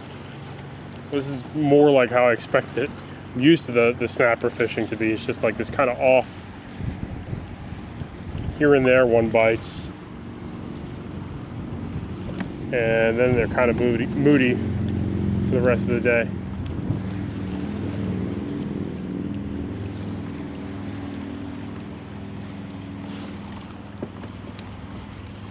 All right, let's take the Z-Man off. Final option is, I'll call this the nuclear option, right? What's that? The Z-Man? Z-Man's good, man, don't get me wrong. Nuclear option is, boom, boom, boom. Let's go. Nothing. If this don't work today, that's it. Go home, get a sandwich. Oh, we don't have to get a sandwich. We thankfully have a snapper to eat. That's it. That's how you know it's done. Don't even come back here. Not till December of this year. You got the best lure that these snapper eat. That's a gulp sometimes. It's not that many jug fish, so maybe that's gonna work for me.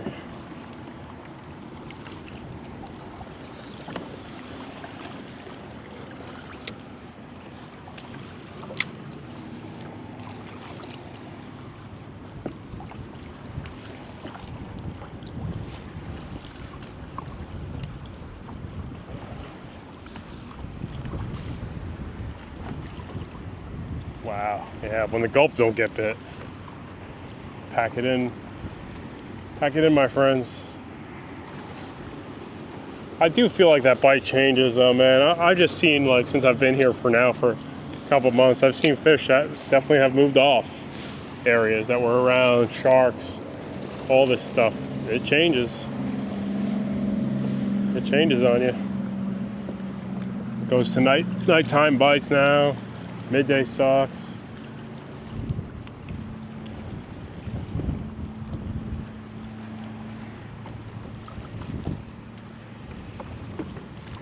Gotta hit another set of pilings and I'm done.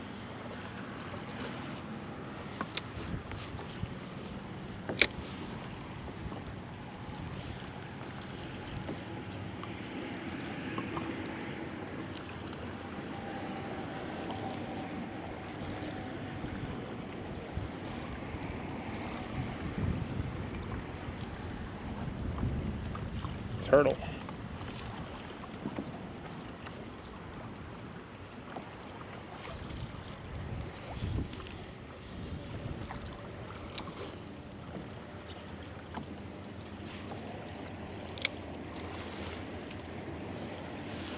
There we go. Probably another button.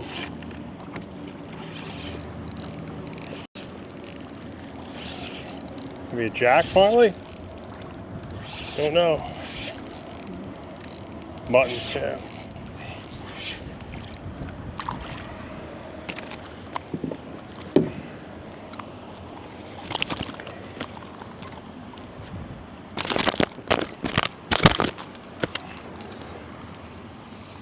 Come on, dude, you don't want to work with me on that.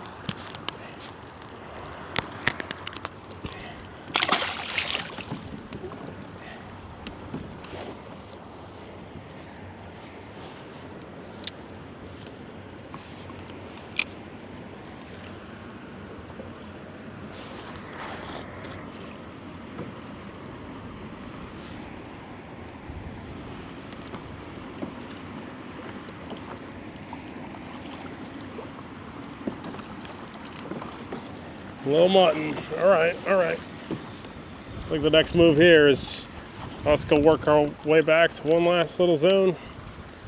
Call it a day.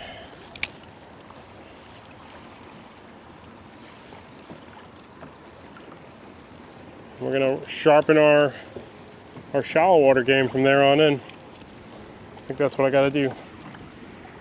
Because this deep water stuff ain't happening no more. Not for right now, at least.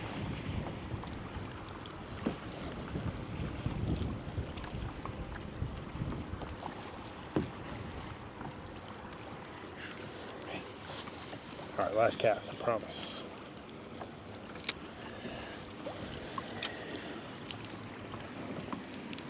Time of day.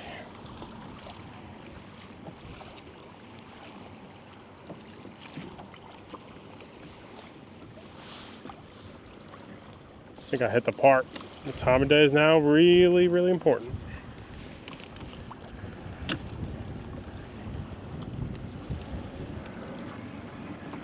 All right, let me power off. Think about how we're gonna fish that last section of bridge. Take it from there, man. Yep. Hang tight. The screen gave out again, so we're gonna have to manually pedal home, and then the rest of the week we're gonna be doing, baby step stuff. I'll try to clean out all the connections again. See if I missed something, but who knows? It's hard to say. Relying on quite a bit of technology with this kayak, and if it goes, it goes. It's not, not what you want to do, but for highway, are you here? Got my gulp, and that's kind of the final benchmark. If the gulp ain't gonna catch much, I know it's screwed for the day. I know I don't got a silver bullet, I don't got anything. Little bite there.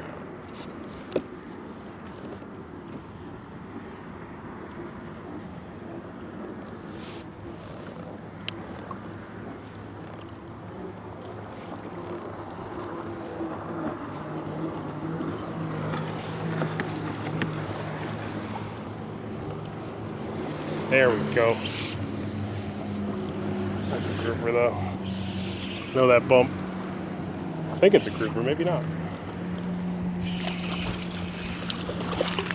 Barjack. A lot of these things showed up, huh?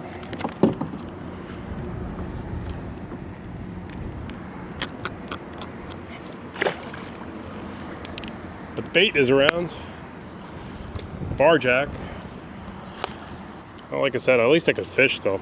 When this happens, something with like just the trolling motor, you're so screwed. Paddle like a home or something like that. That ePDL, something with literally doesn't have a backup system. I'm at least fishing still, right? This ain't ideal, but I'm still fishing. I could still hook something really cool. I'm quite triggered how hard the bite is though. Triggered is the word I will use right now. I am triggered today. So usually this spot is like at least amazing for just catching fish. Today I'm stinking up the joint. This pedaled back towards the launch here because I think we're not clearing this error message anytime soon. So not what I wanted to have my day look like, but you got to plan for the worst. Welcome to being on the water, right? Shite is gonna happen.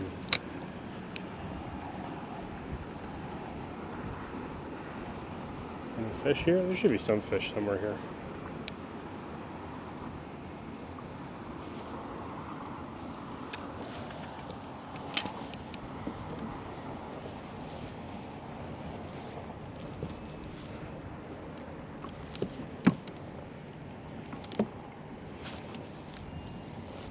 Oh yeah, look at those needlefish.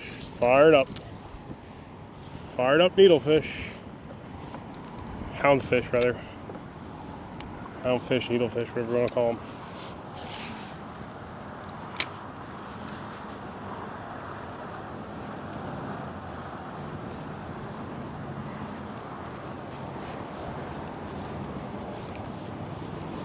Oh, a little bait here.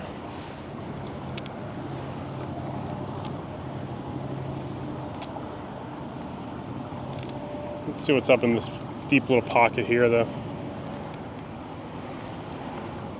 Got our jet ski bros fluttering around.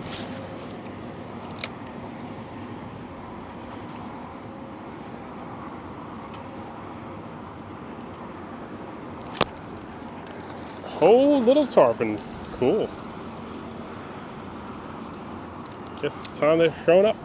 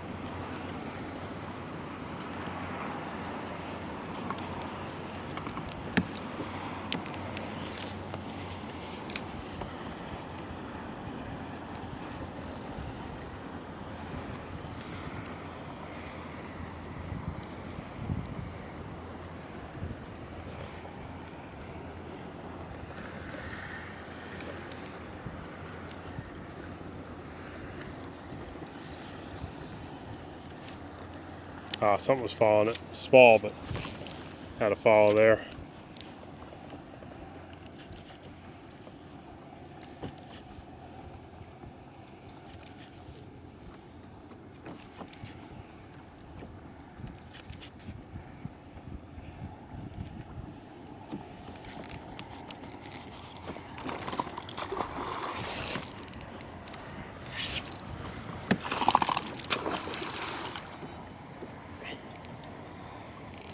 It'll work.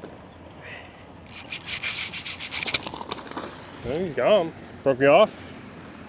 Yeah. Alright. Put some heavier leader on then. Alright, cutting this uncut short. So it's a shortcut. The pedal drive gave out on me. I want to get back in, troubleshoot it some more. I don't want to be another 20 days of just not being able to take full speed. It's going to suck. Going against current 2.3, it's a little slower than, it's a slow cruise right now, and that's fine. I can just change where I fish. I think we can improvise enough on that end, but it's not what I want to do. I'd rather be fully operational. See some bait moving, something's here.